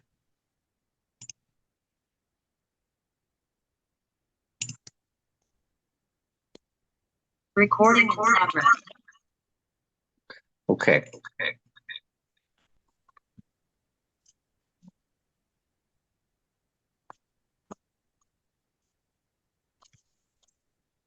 On my phone. All right, there we go. Hi, everybody. How you doing? So before us as a first read is a policy, a revision to our policy on political activity. The policy committee felt that, well, the majority of the policy committee, I should say, felt that our current policy was a little too vague in some aspects, and in other aspects was violated annually. So to go speak to, so right now, so we have a long-standing policy that prohibits political activity on school grounds during school activities. We have a long-standing tradition of allowing political activity on school grounds during homecoming. So the non-controversial amendment here, changed to our policy, is, as you'll see here, carved out, is this annual exception around homecoming. It didn't make sense to anyone on the policy committee that we would have a policy and willfully break it every year, to the point where the superintendent even, sends out communications about it, it's that time of year and so on and so forth. The other aspect of the other revision before everyone tonight is a slight tweaking of the wording. It seemed like when school activities, how it was written before, was kind of vague. So is when students are walking into the building, is that a school activity? Or does school activities start with a first bell? We probably all kind of think one way, but you could see how that could be exploited. So the language there tries to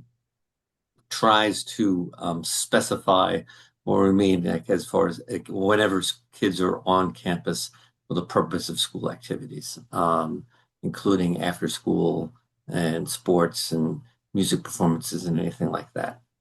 The other, so those are the the less controversial changes.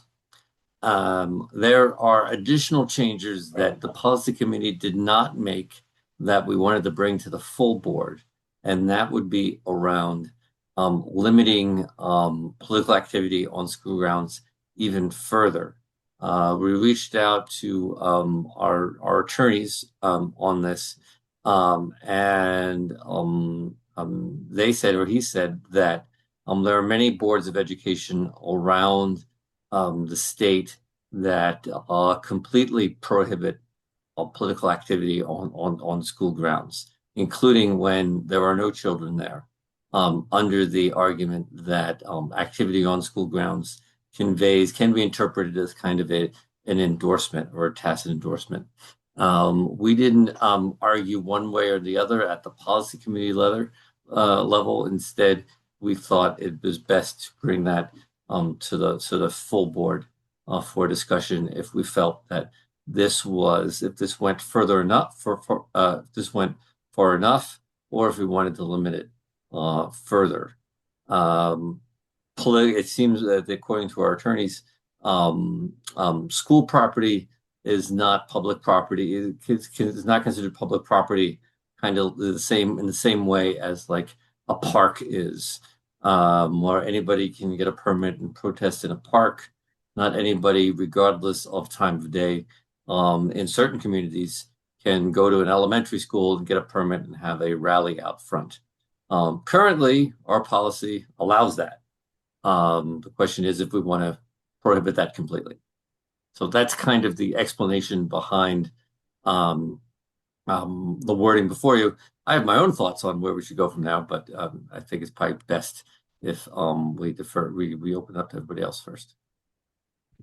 Sure. I think we can open it to discussion. Veronica, do you have a question? Then Paul? I just have a question. How would this impact just specifically Election Day? Obviously, most of our schools are, if we prohibit political activity at any point on school grounds, but yet we use it as polling sites and often candidates have been outside. I'm just wondering if that was discussed, or maybe Dr. Jones knows. I don't know. Yeah, Dr. Jones can. Yeah, when we have actually Election Day, we are no longer in school.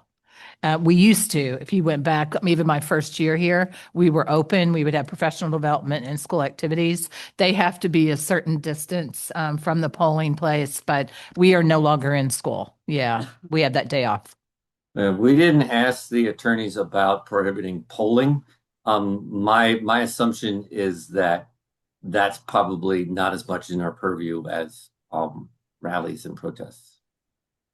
Yeah, Paul? Mike, what did you say that? I'm sorry, I didn't hear you. You said something was currently allowed or something was currently not allowed. What was it? Well, right now, as our policy reads, political activity is allowed when school is not in session.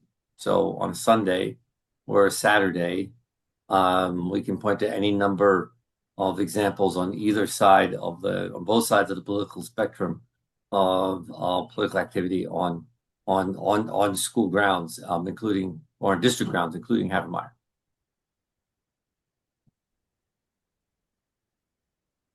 Yeah, Dr. Jones? I just want to take this opportunity to say I do not approve things that happen on Saturday and Sunday that just show up. And I think there's a misunderstanding because people get upset with me when all of a sudden there's a protest of any nature, but those don't come through the school. If they were hosting something that needed a permit through the town, that might be different. But on the weekends, in the evenings, we don't control that.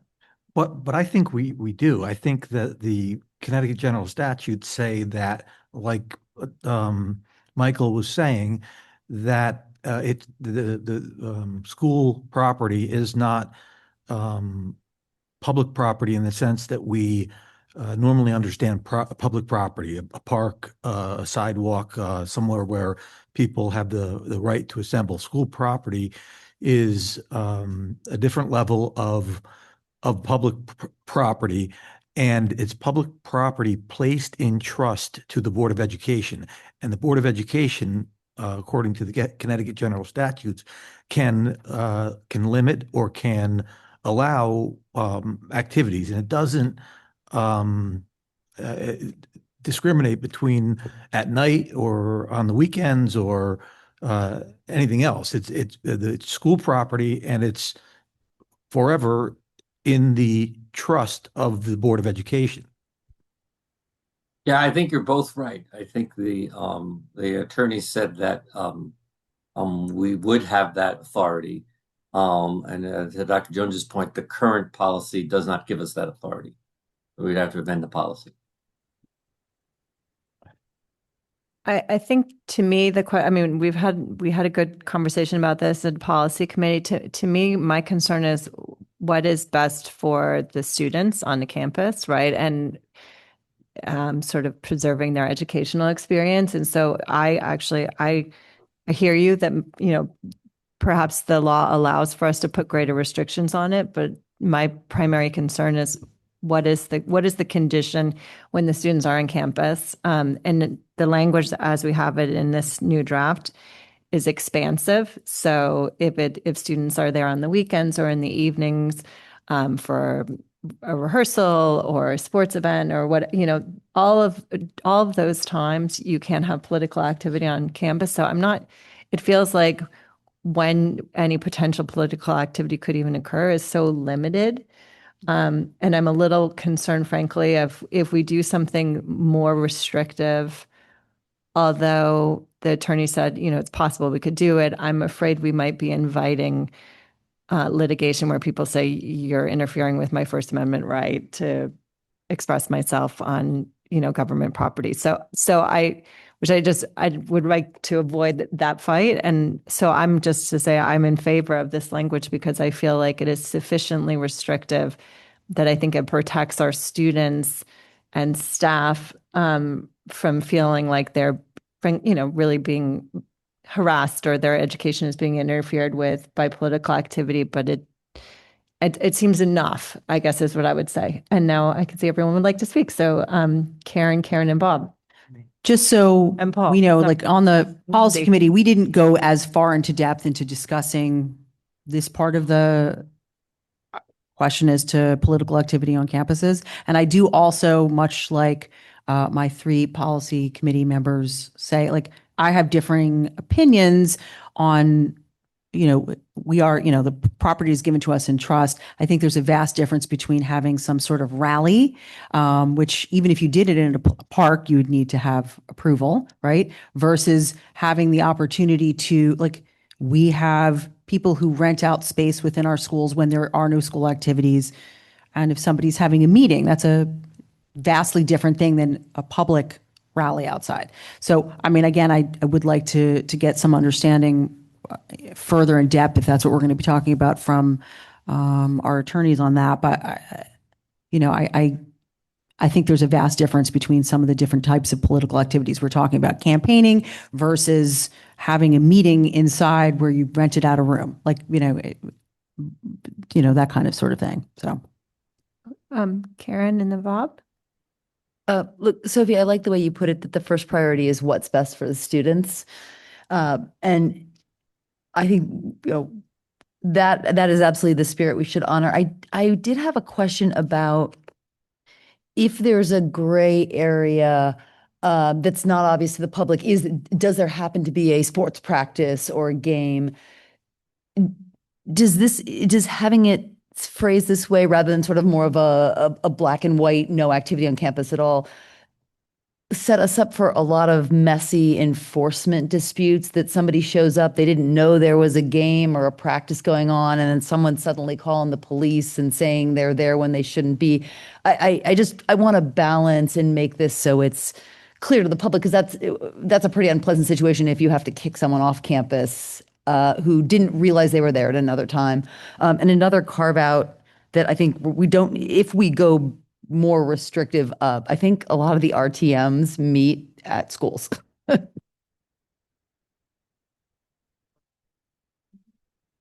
Okay, I'm going to go with Bob's been waiting patiently, and then I'll come over to Paul and Wendy.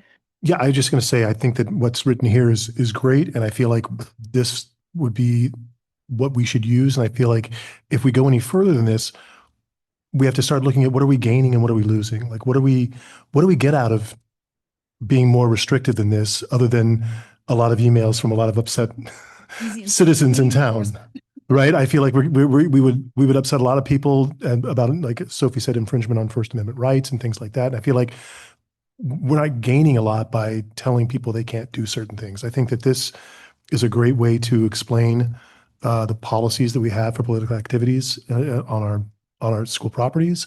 And in my opinion, I don't know that we should go any further than this. Paul, and then Wendy?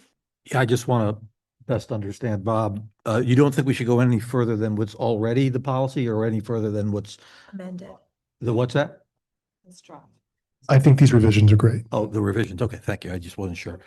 So Sophia, I think I agree with you as well as it relates to, what we're all looking for here is the best options for the students. I think it's already been litigated whether there are First Amendment rights on this type of particular property, and they're not the same. And that's the law actually references is that that we can stop that, and free speech, a rally that and someone else said it, you need a permit for a rally. There's the right to assemble, and if the assembly is grassroots or something like it wasn't planned or something like that, then a public park or something else is permittable.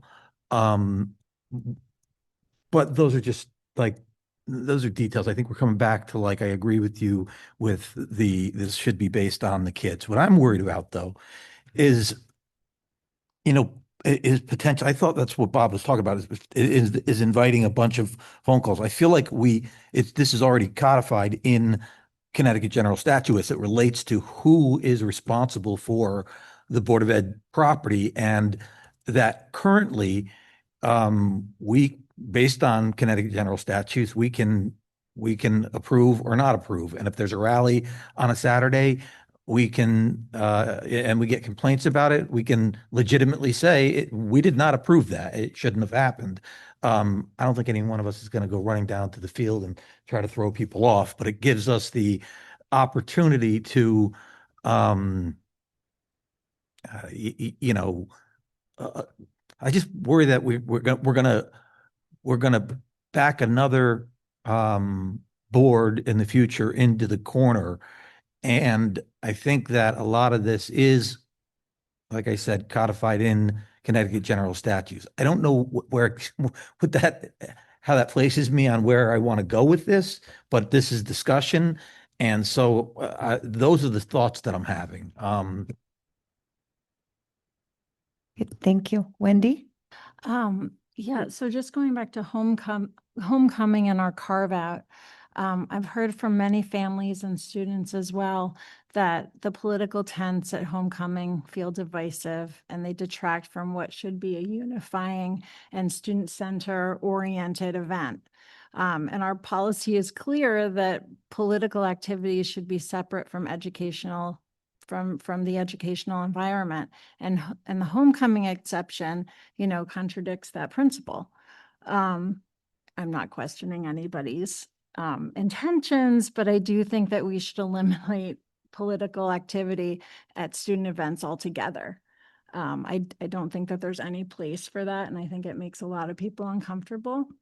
I know that before I was on the board, I would cringe when I would walk by the tents of people because it's really gross to see these people campaigning at a student event.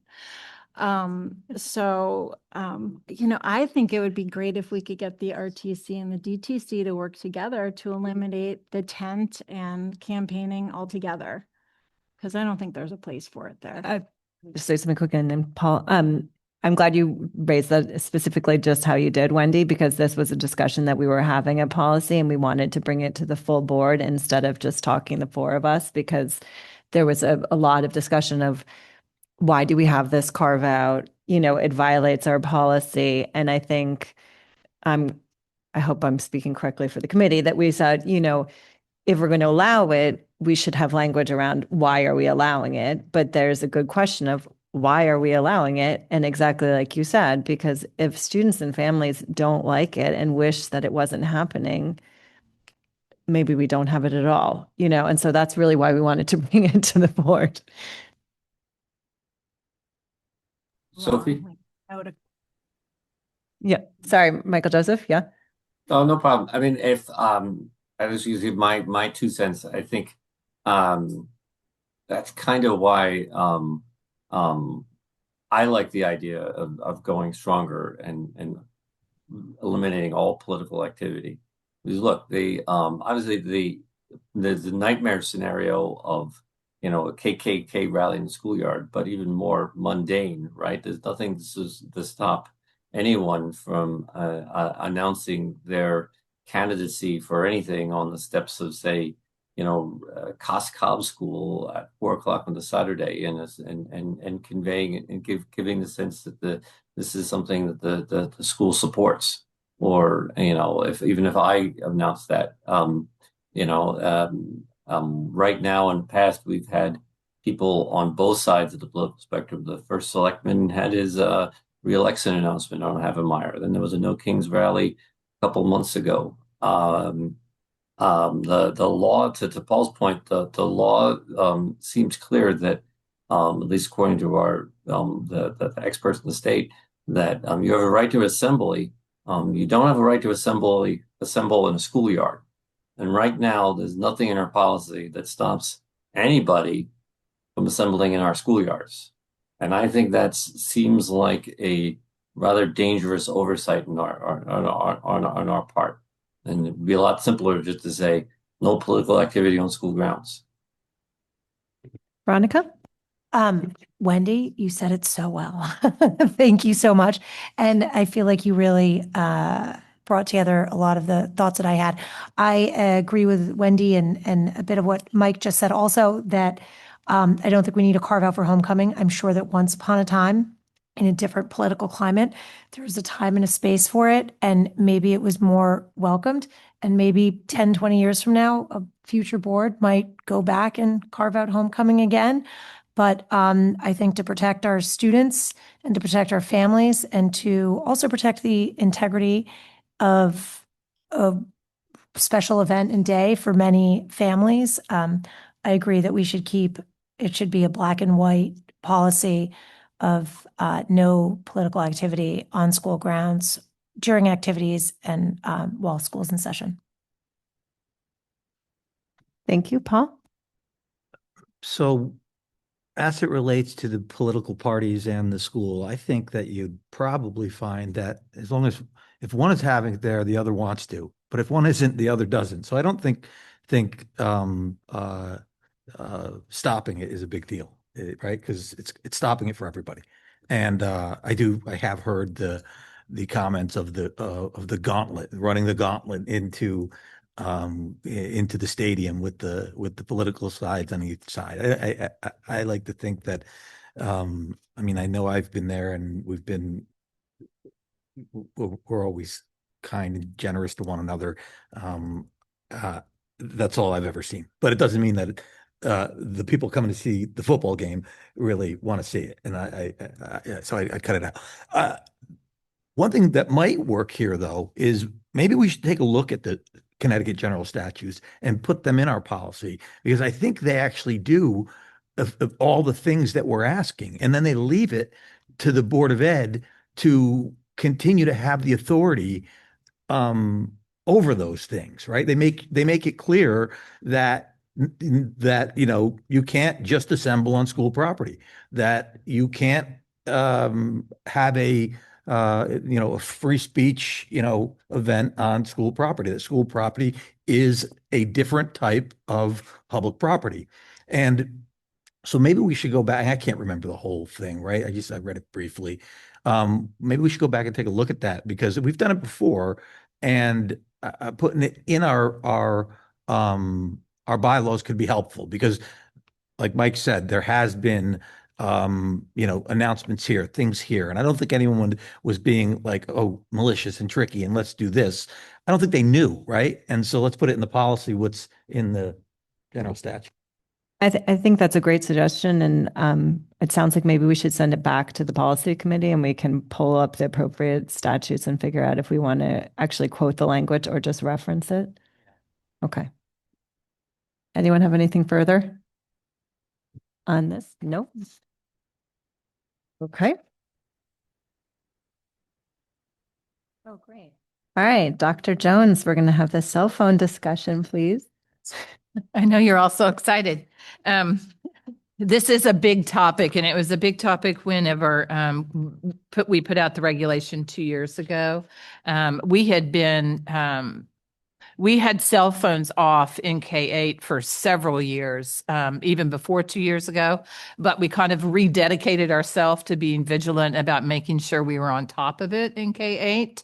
And theirs is much more restrictive than the high school. High school 2 years ago, there was quite a bit of pushback, and especially during opens, during their lunchtime, during passing time. So what you have in this packet, and I'm not obviously going to read the first couple pages. It's just some of the research and what it says. And, and it does talk about just the distraction, that happens for students with unrestricted smartphone use. And our teachers right now, at the high school, it's often away during instruction, but it's not an easy thing to manage. It's hard. I also would put in the research infographic here, which is just, it's from reputable sources like Common Sense Media, which has been around for years. And, it actually just gives you like 83% of teachers generally across, the country want some sort of phone-free policy. But it's just a good infographic. And I credit Wilton superintendent. This is something he had put out because they're 2 years really beyond where we are, because they went full on 2 years ago, no cell phones. And New Canaan is the same. And I had been going back and forth with them over the last couple of listening. We've had a lot of conversations about this issue. So the other thing, thank you to Margaret, who I had asked during the legislative session, that is there a way to find out how our high school faculty feel about this and whether or not they supported the statewide bill, bell to bell. And I wanted that information because I talked during legislative session, I talked to, our state representatives definitely on a weekly basis, sometimes more than once. And I like to be able to say, here's what our staff think about it so that, when they're in Hartford, they know that the community as a whole, what our thoughts are. And when you look at the faculty opinion on student cell phone use, you'll see almost 61% supported the bell-to-bell ban. Then there were the GHS policy, like not during instruction, was 37, and then some supported 2.4%. Now, I will say, even on that support, the statewide bell to bell, some of the people who were against it, and I'm not saying for our high school staff, I'm saying this is at the state level when it was being discussed, they were against not having local control. So I don't know how many teachers might have actually been against it. They just wanted to be able to control what we did in Greenwich. So that I'm not sure about. And then the faculty opinion on student smartwatches. And basically, the overall theme was, the majority would be happy to have it more restrictive than it is now. Our policy, which is right behind that, is fairly simple. I mean, it just is making a kind of a statement about technology in general. Our regulation walks you through, again, what I just mentioned for K-8. But when you get down to the high school, and it's on the very, very back page, we're much more liberal. And again, this kind of comes out of what our community was saying. But I also think our community is in a different place than we were 2 years ago, because I think our parents are much more tuned in to the mental health challenges, and they've been watching other school districts who have implemented very, very restrictive policies. And what we're hearing from those districts, including Wilton and New Canaan, are that they're working, that they feel their kids are healthier, happier, they're talking more to one another. I will say in Wilton, the one interesting thing right now, they have ongoing committee that's talking about it. They rolled pouches out that are lockable for middle school. They didn't do it for high school. That's part of the discussion right now, because the pouches themselves, when you put them in there and you lock them up, it cuts the cell phone. It cuts the actual cell phone. What am I trying to say? Signal. Thank you. Connection. So you heard somebody in their public comment talk about connecting to their computer. Well, their cell phone would be completely cut. So their smartwatches also would not work.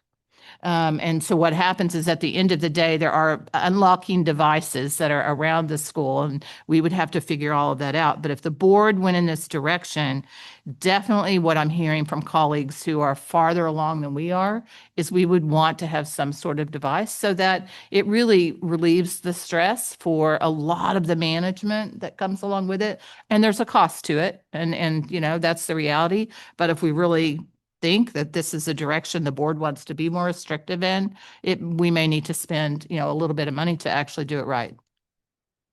So I'll stop there. Oh, well, thank you so much. I mean, I think this is incredibly helpful. And I just wanted to, you know, as you said, I think the thinking around cell phone use has evolved so quickly. And I would say even 2 years ago when the boards was having this conversation, I think everyone felt much more relaxed about cell phones and felt like they were so, you know, providing efficiencies. And now we understand so much more how difficult it is for students to concentrate in the classroom. And Margaret, thank you for your comments, because I just feel like they were absolutely spot on. That both sort of what we're hearing at the board level, and then also, frankly, for myself as a parent, you know, it's just the phones are so distracting.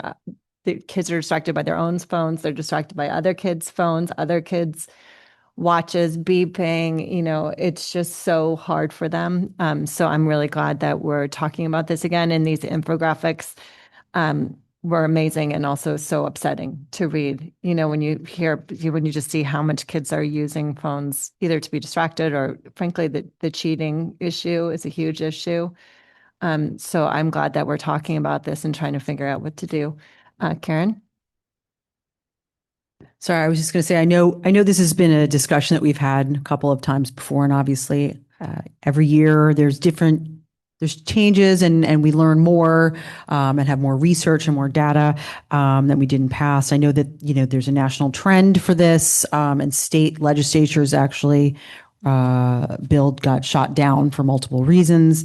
You know, there's off and away policies, there's bell-to-bell restrictions, there's using locked pouches, teacher-managed classroom policies, which I don't think making our educators also have to police students in that way is exactly fair to them while they're trying to educate. But more than anything, I mean, you know, Yonder pouches, yes, they're expensive. Kids know the workaround. This district has spent a ton of money to digitize all of our student communications and IDs and how they pay for their school lunches. So this is more than just a cell phone in the classroom policy. I definitely think K through 8, they don't belong there, off and away, unless you have some, you know, some students have things in their IEPs or 504s or other requirements to be able to use them. High school is a different animal. But before we all get into our opinions and viewpoints, I think more importantly than anything, this, along with screen time discussions, which had been around for ages, and we shelved them during COVID and beyond for multiple reasons. I think this is our opportunity as a board to really engage in good community discussion and feedback on opinions and thoughts. Obviously, they'll be wide range and all over. We also have the survey results from my gosh, my brain just went to the ones we do every other year where they talk about the things that add to student stress and anxiety and Greenwich, it's not Greenwich Education. It's a different one. Greenwich Together. Greenwich Together. Yep. I think there's a lot of data points. I started doing research into which districts in Connecticut have policies on this and so forth. There's, you know, and there's a lot of reasons to not have school, you know, available cell phones and some for them, whatever it may be. But I think this is a good opportunity for us truly to get public input. And I think this should be a community-wide discussion, personally. Michael Joseph and then Karen Cross. Yeah, I mean, Sophie, I think you're being too kind on us. I mean, you and I lost this fight 2 years ago. We were both arguing for stricter regulations 2 years ago, and we lost, and we were right. And we had the opportunity to get out ahead of this, and now we're playing catch up.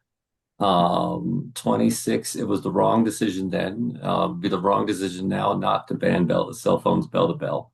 We 26 states have now passed cell phone laws doing just that, including our neighbors in New York. And now, as we see, instead of cell phones, conversations moving on to screen time in general and ed tech. And we still have the opportunity there to be leaders instead of falling around along 2 years later. I think the one thing to Karen's point, I think the one thing that we need to be mindful of and we need to discuss and have a serious conversation of is where we've institutionalized cell phone use.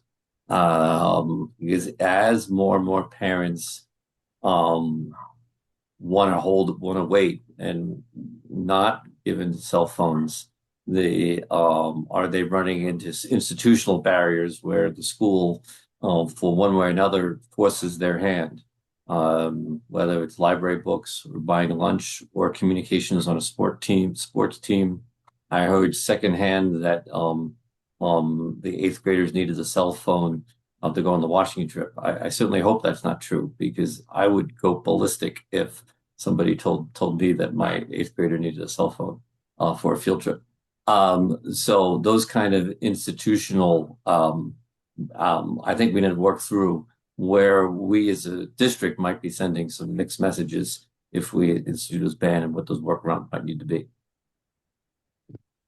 Thanks. Karen Cross?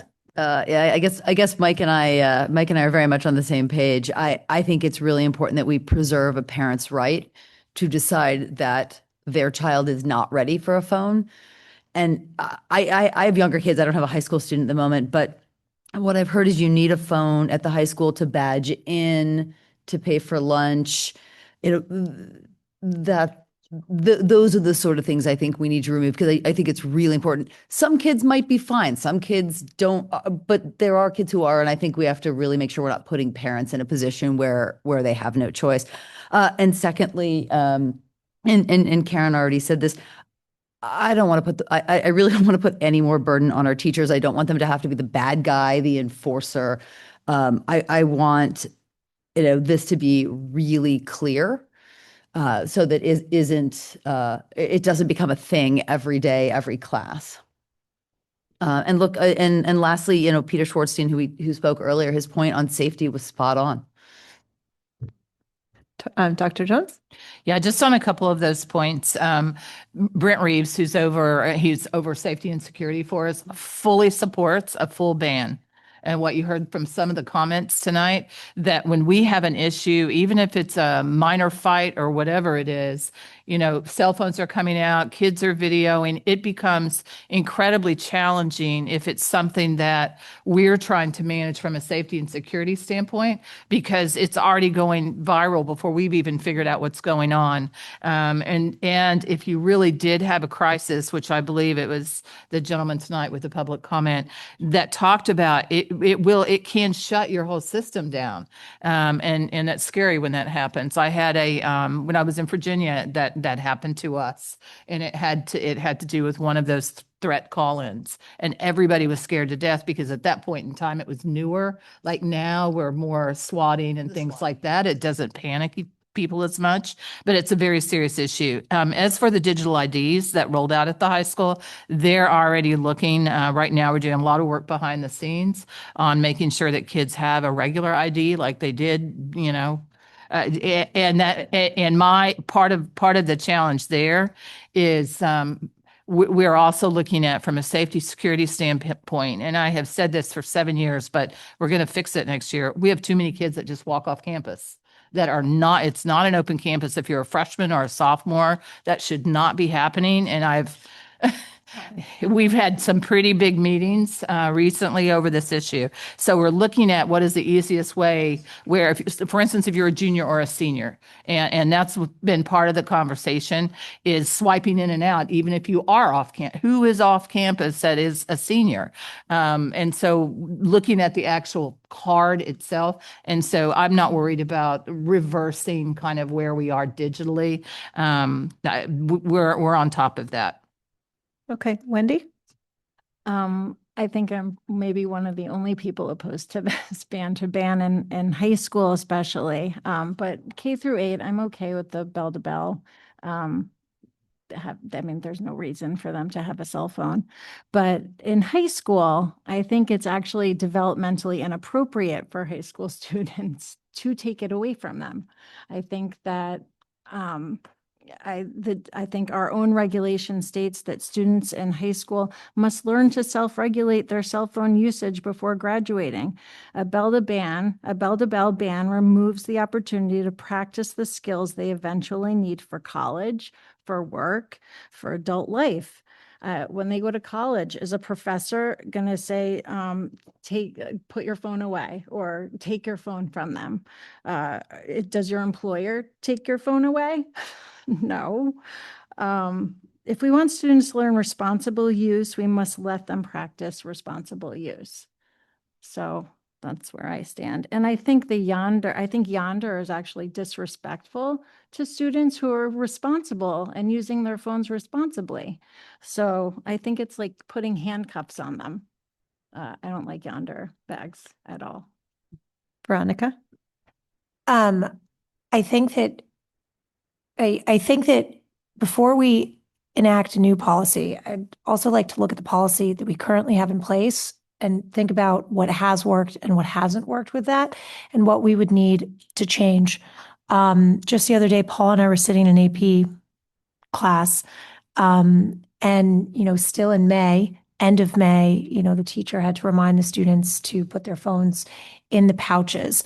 My understanding on the small discussion we had in there with very few students, just to be clear, was that still it sounds to me like it's a lot of management on the teachers with the current policy we have in place. And I'm open to any teacher emailing me and telling me otherwise. But I feel like it's a lot of management for the teachers to remind the students to put them in the pockets. And then when they don't do it, to have to remind them again. And 10 minutes later, class has actually started.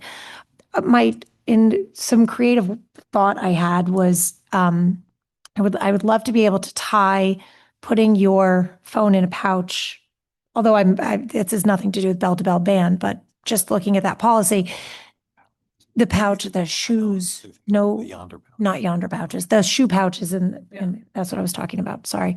What I would love to do is actually tie the cell phones in the pouch to attendance, because I don't know if it's the same as it was in the 90s, but if you miss a class at the high school, then you're not in class, and maybe you cut the class or whatever it is, we used to get a phone call home and whatever. So if there's some way, it was just a creative idea I had, it can go nowhere else but this small conversation. But I just want to make sure that we look at the current policy and learn from it. Karen? So Wendy, much like you, I am in favor of limiting it in the elementary and middle school. I'm not in favor of limiting it as bell to bell in the high school for multiple reasons, but I do agree with not, and having them not in classrooms to distract our students.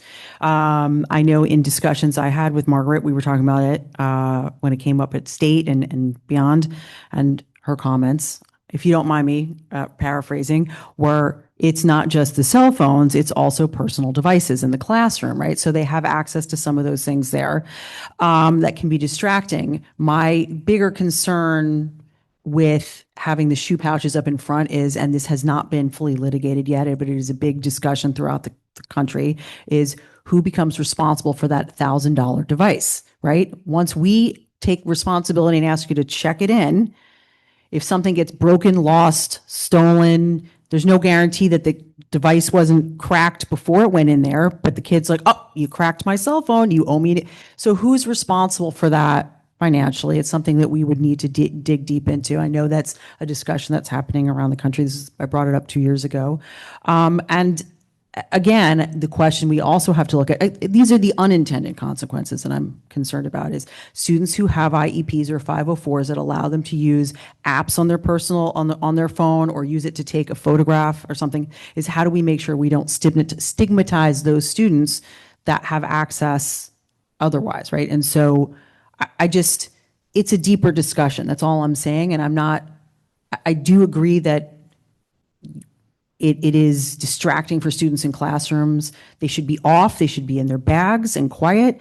But I think the other piece is there have to be consequences, right? If we tell them they have to be off and in their bags, unless they have something, like written in their IEP or 504, for instance, or whatever it may be, and they're not listening, then we have to be very strict on the consequences for not following those, because I'd say, 95 plus or more percentage of our students actually do follow the rules, right? And so to punish 95% for 1 or 2%, or maybe it's more, whatever, but we have to be respectful of our teachers who spend their job is to educate our students, not to police them on the use of their cell phones. And it's not to teach them necessarily what we should be doing, but they are going off to the real world, and it is our responsibility to help them learn to regulate themselves in those environments. So again, I think that this is something that should become a good, I'd like to do more research, but I think it should be a public discussion. I agree. It should be a public discussion. I just want to say, I really feel like we should all study these infographics, because I don't think that 95% of students are capable of managing their phones. I just pulled a number. No, I know you did, but I'm just saying, I think the infographics are interesting, especially when they're talking about the hundreds and hundreds of notifications that students get during the day. And full disclosure, like my senior in high school, he has a phone, right? I'm sure he's getting lots of notifications. Like, if he didn't have a phone, he would be getting distracted by other kids' notifications. So I think there is also an argument to be made of protecting the students in the classroom who either don't have a phone or who are following the rules from the students who have their phones are constantly Yes, that's the off and away policy. It should be Right. off, No. But I'm just silent saying, and like, away.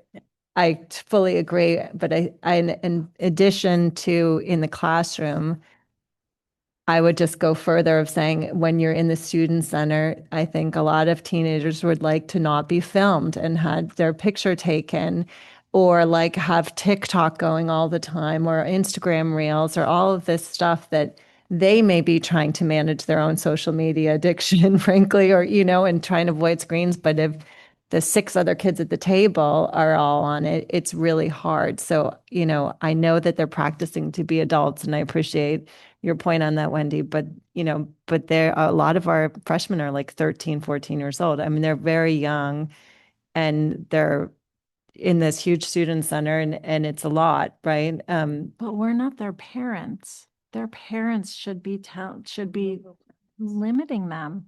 It's not up to us to do it. Well, I guess what I'm saying is I can do my best to try to limit my child's screen exposure, but when I send them to school, and if there are hundreds of other students there with their screens up, like, even my best effort is not going to make any difference. But like, when you walk through the student center, do you really see lots of children on their devices? I didn't. I see them on their laptops. I don't know. I mean, sorry, Michael Joseph. Yeah.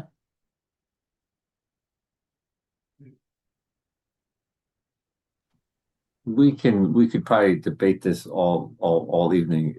But look, I think let's be clear here. This is an addictive device designed to, with all the notifications and bells and alerts and things, designed to grab and keep students' attentions. And 13 and 14-year and 15-year-old students are simply not developmentally advanced enough to manage that.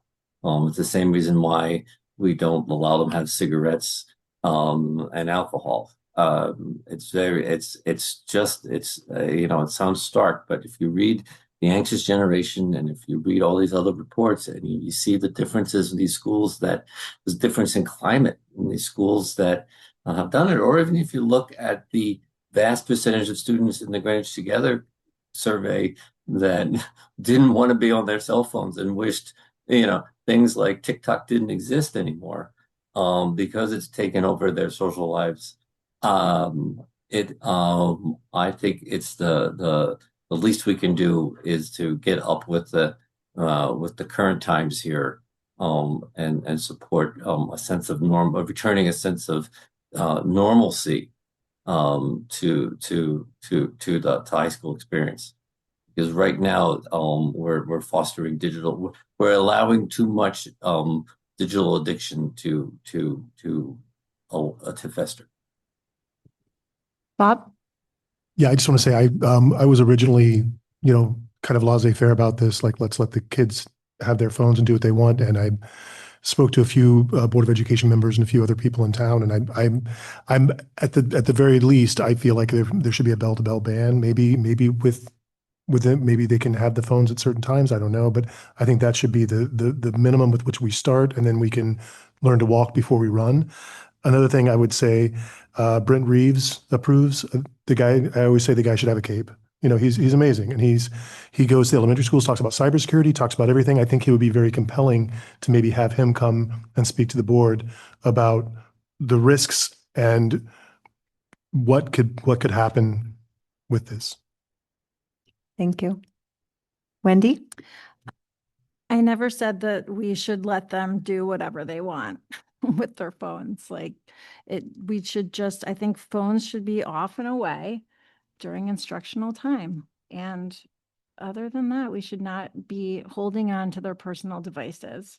It's their personal property. Okay, I think we're going to continue this conversation in the weeks and months to come. But I'm wondering if, yes? Is there any goal or objective? This might be for Dr. Jones, or maybe it's for Dr. Michael Joseph. Is there any goal or objective to have this as an action item at some point soon prior to starting next school year? Or is this something that we are just planning to consider discussing? Just so I can wonder.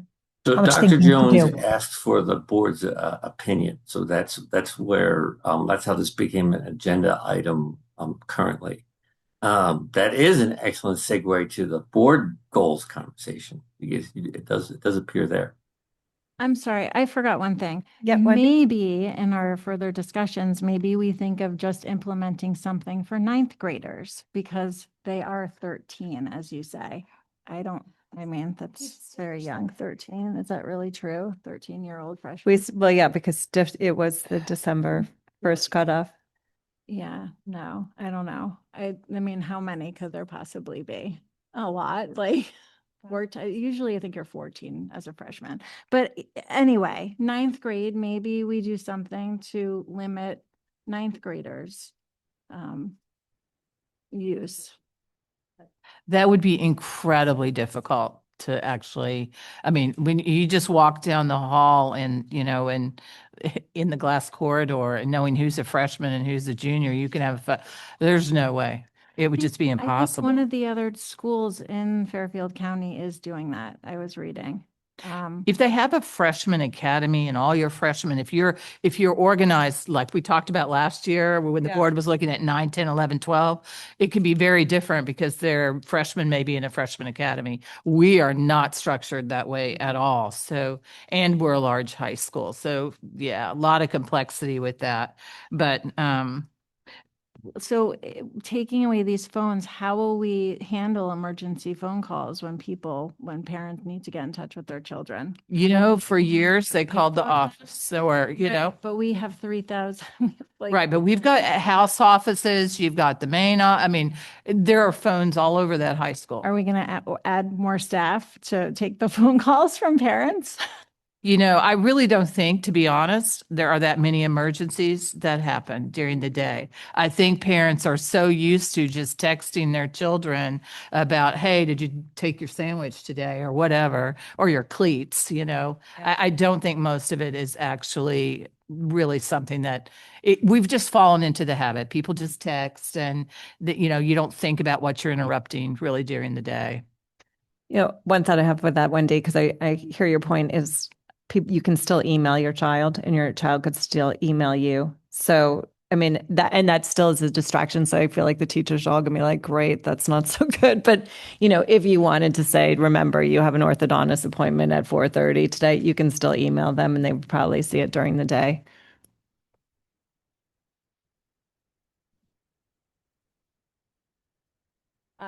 Anyway, are we ready to move to board goals? Okay. I think would love us to make it. yeah.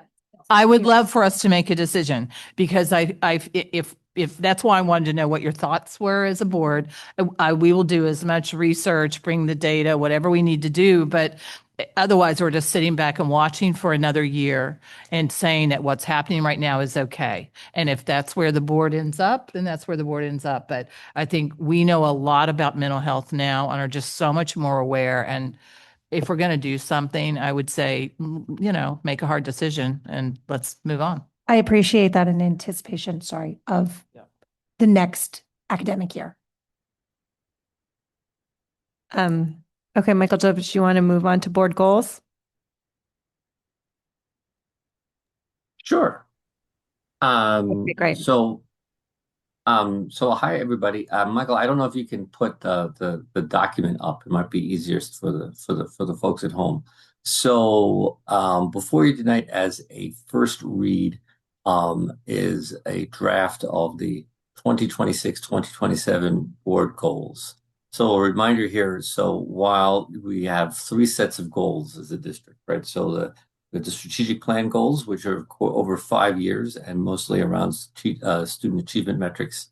The superintendent has her own goals, which guide her work over the year. And then, thanks, Michael. And then the board goals speak specifically to what the 8 of us as board members would like to hope to accomplish over the next academic year. So last meeting, we evaluated or reviewed how we did last year's goals, and hope springs eternal that we'll do a little better on this year's goals. Peter, hi Peter. Did you let them dance? Go to bed now because the whole town is watching. Thank you. Here we go. Why I had to come home. So you have here, and I don't know how much in depth we want to go. I'm happy to. What I did was heard what everybody said last time, and based on that, we used the same format, and I kind of wrote a number of bullets based on what people were saying we wanted to try to accomplish in the coming year. We have it here. So right there on number 1, learning, student, and achievement, you can see we're committed to focusing board work on forwarding the goals of the strategic plan. And then you have those 3 bullets. And it goes like that for the each of the sections.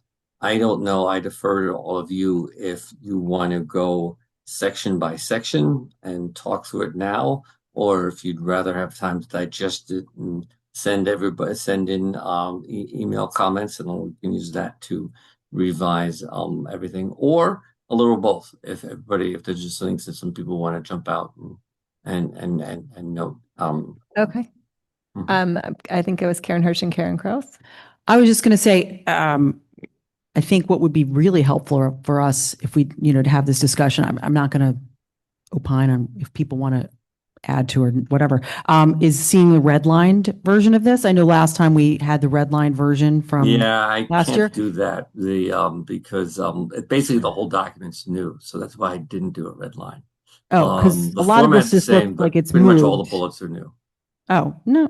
Well, then I'm looking at a different document because a lot of them look the same. So it was hard for me to figure out what was, I see you change some things like, the screen time and cell phone use and stuff like that. I think that's, things that we did talk about and we're certainly talking about now, but like the stuff under number 1 about evaluating presentations with metrics and stuff like that was the same.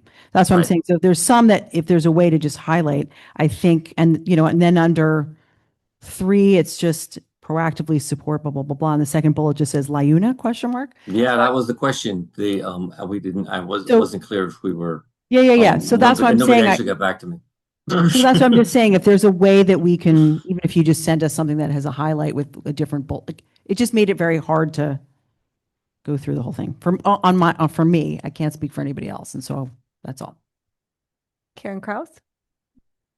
Yes. So 2 points I thought might be worth adding. One is, I'm not entirely sure where this fits. I think it probably fits in section 6 about the community engagement. You know, we've had a lot of requests for greater transparency in our discussions. A lot of those comments came up around the board, but I think there's value in transparency. We've certainly made an effort this year, I think, to try to be more transparent about our conversations. But I think, you know, having more of our conversations in more detail and getting more data into the public in general, I think, you know, also in the student achievement, I'd love to see us get more data, more granular data on student achievement out in the public domain and use it for our own analysis as well. Okay. Bob? I just wanted to mention, I thought it might be a good idea to put in that, and I don't think I saw it, maybe the BOE members can visit the schools at the beginning of the school year, maybe in pairs, or, you know, one or two can go in the schools just to talk to and meet with the faculty. I feel like we were able to do that as newer board members, and I feel like it was really helpful on both sides. Okay, I'm glad you brought that up because Veronica has been working on a project, which I'm very excited about, where she's putting together a comprehensive calendar of all sorts of GPS related events so that we would all be able to see it, everyone on the board, and do our best to attend various different events. So I mean, I think to your point, which I totally agree with Bob, of it's great to be able to go into the schools, and maybe sometimes it's not for a visit, you know, but just it would be great for us to know, oh, there's a musical or there's a science fair or there's something that I can pop in and watch, and then I'll learn about the school that way. And so Veronica very generously offered to create this calendar, which will be shared with everybody. And then it will give us opportunities, because maybe if someone has an open morning or, you know, whatever it is that they are able to go, they can do that, and it will give us a chance to be in schools more often. Paul? I like that. That's great. I mean, it sounds like we'd be in school during school hours and watching the teachers and learning more about what it is we're doing here. Is that the I think the idea is, I mean, Veronica is so good about going to so many things. And she seems to know everything that's going on. So it's like, can you help create that list for everybody else so that we all know that, you know, whether it's, and it could be during the school day, or it could be, you know, a dinner or a concert, all of those things, just the opportunity for all of us to find time which works with our work schedules, our family schedules and everything, to be in the schools. And also, frankly, I know Dr. Jones has referenced that when we do these official visits to the schools, which I think are great, but that's a lot of work for teachers and staff to prepare for us. But if there's something that's already happening that we just can go for, you know, then it's less of a burden on the staff, because we're just showing up for a science fair that they've already, you know, prepared, as for example. Yeah, so I referenced whether it's during the day, because I think it's a great idea, but I want to make sure that we have a, you know, there's security, we're showing up and they're like, who the hell are you? But if there is like something going on during the day, that the particular assembly that the classes are doing, or a student debate or something like that, I think and one of us has that free time, I think that calendar would be great. We could reference it and potentially go, but I did want that unintended consequence of like having to probably have Dr. Jones, you know, tell somebody we're there or whatever. So we might need school badges. Yeah, no, that's why I thought we'd all have a shared, like the shared calendar, so that Dr. Jones would also know. I mean, maybe we could even do it as that, right, a Google thing, so you can sign up and say we're going. Oh, right. No, I know what you're saying. Oh, These are like big events. Sorry. Sorry, it was like the P-TECH dinner and things like that. Things that just so that we all could look at the full year and say, oh, these are things that we can try to go to. Or frankly, like I went to the Pops concert last night at the high school because actually my child was in it. But I feel like that's something I would love for everybody to know, that there's a big event going on. And I was going to say, when it comes to school visits, I know we usually do them at the start of the year, or Dr. Jones usually sends out something for us to be able to sign up and like the principal will take us around. So it's not us. I just want to make sure our educators know that we're not coming in just randomly and standing there and watching their classes, because that is disruptive to the educational process. But it's usually the principal or assistant principal taking us around, showing us the school facility, talking about the programs that they're working on in the school. Usually can pop into like a classroom or two with them. So we're not, and it's also for parents to know we're not popping in and just watching your children in a classroom, and we're not there unsupervised. So I just wanted to allay any fears that may be out there, in support of what Paul was saying. It's not us just breaking through the security. We have to follow those processes too.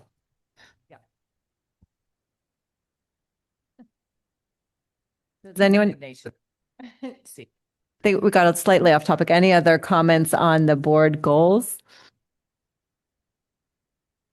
I mean, just the one thought I had while we were thinking here is, but it's not there. I mean, so we have 8 of us, a board goal to of each school getting 2 board visits, for example, between the beginning and the end of the year is more than we currently do. Something that could be, to Bob's point, could be very productive.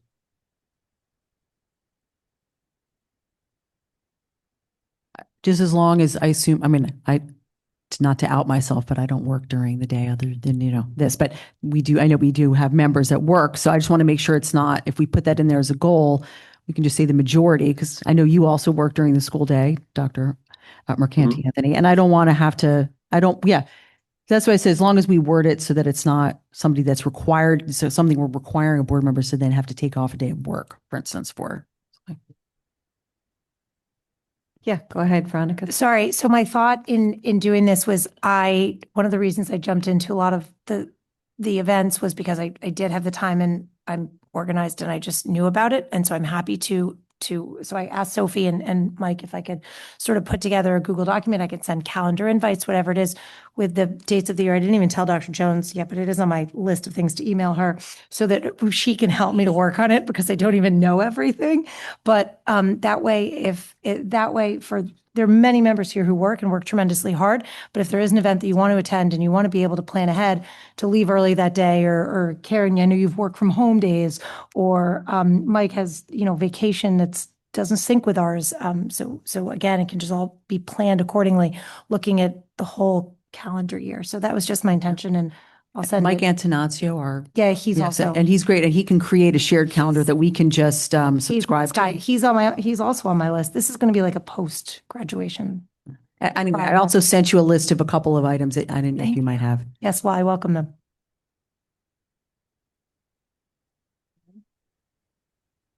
Okay. Anything else on the Michael Joseph? Yeah, no. So maybe if anybody who wants to send between now and the next meeting, any suggestions around wording or revisions, that'd be helpful. Okay, that sounds good. Okay. Do I have a motion from anyone? We have agenda. Sorry, we have the agenda. Oh, I'm Dr. Jones. So there's only one meeting left. That's June 11th, and then we are done for the year, unless, of course, you had special meetings for special things that you want to discuss. We do have at the next meeting the staff evaluation, executive summary, staffing report, retentions, retirements. There will be an executive session. So I think it's making sure, because some of what we want to share, this is a brand new report from, human resources. So just to share some incidents that have happened during the year, what are some of the things that are that HR has, dealt with from a legal standpoint. So I'm assuming that would start at 6. Yeah. Okay. Other than that, that's all I have. I think it sounds like there's probably enough interest on the board in having a cell phone item probably on the agenda next time to points earlier, a possible action item. Oh, the one question I had for the agenda, do we have any, because I don't see it on here, like awards or celebrations? Because I feel like we didn't do them this semester. If there's sports or things, we usually give out some.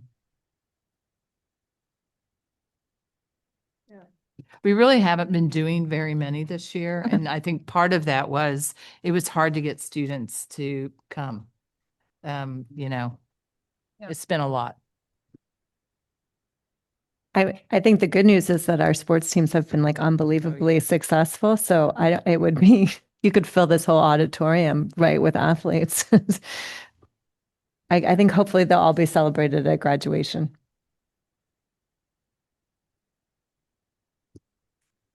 Do I have a motion?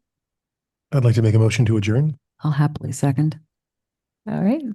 Thanks, everybody. All right, who do we have? Guys, we have a motion to adjourn. And Mike's got his hand up. Okay. It's 8-0. Thank you, everyone. Good night. Bye, everybody.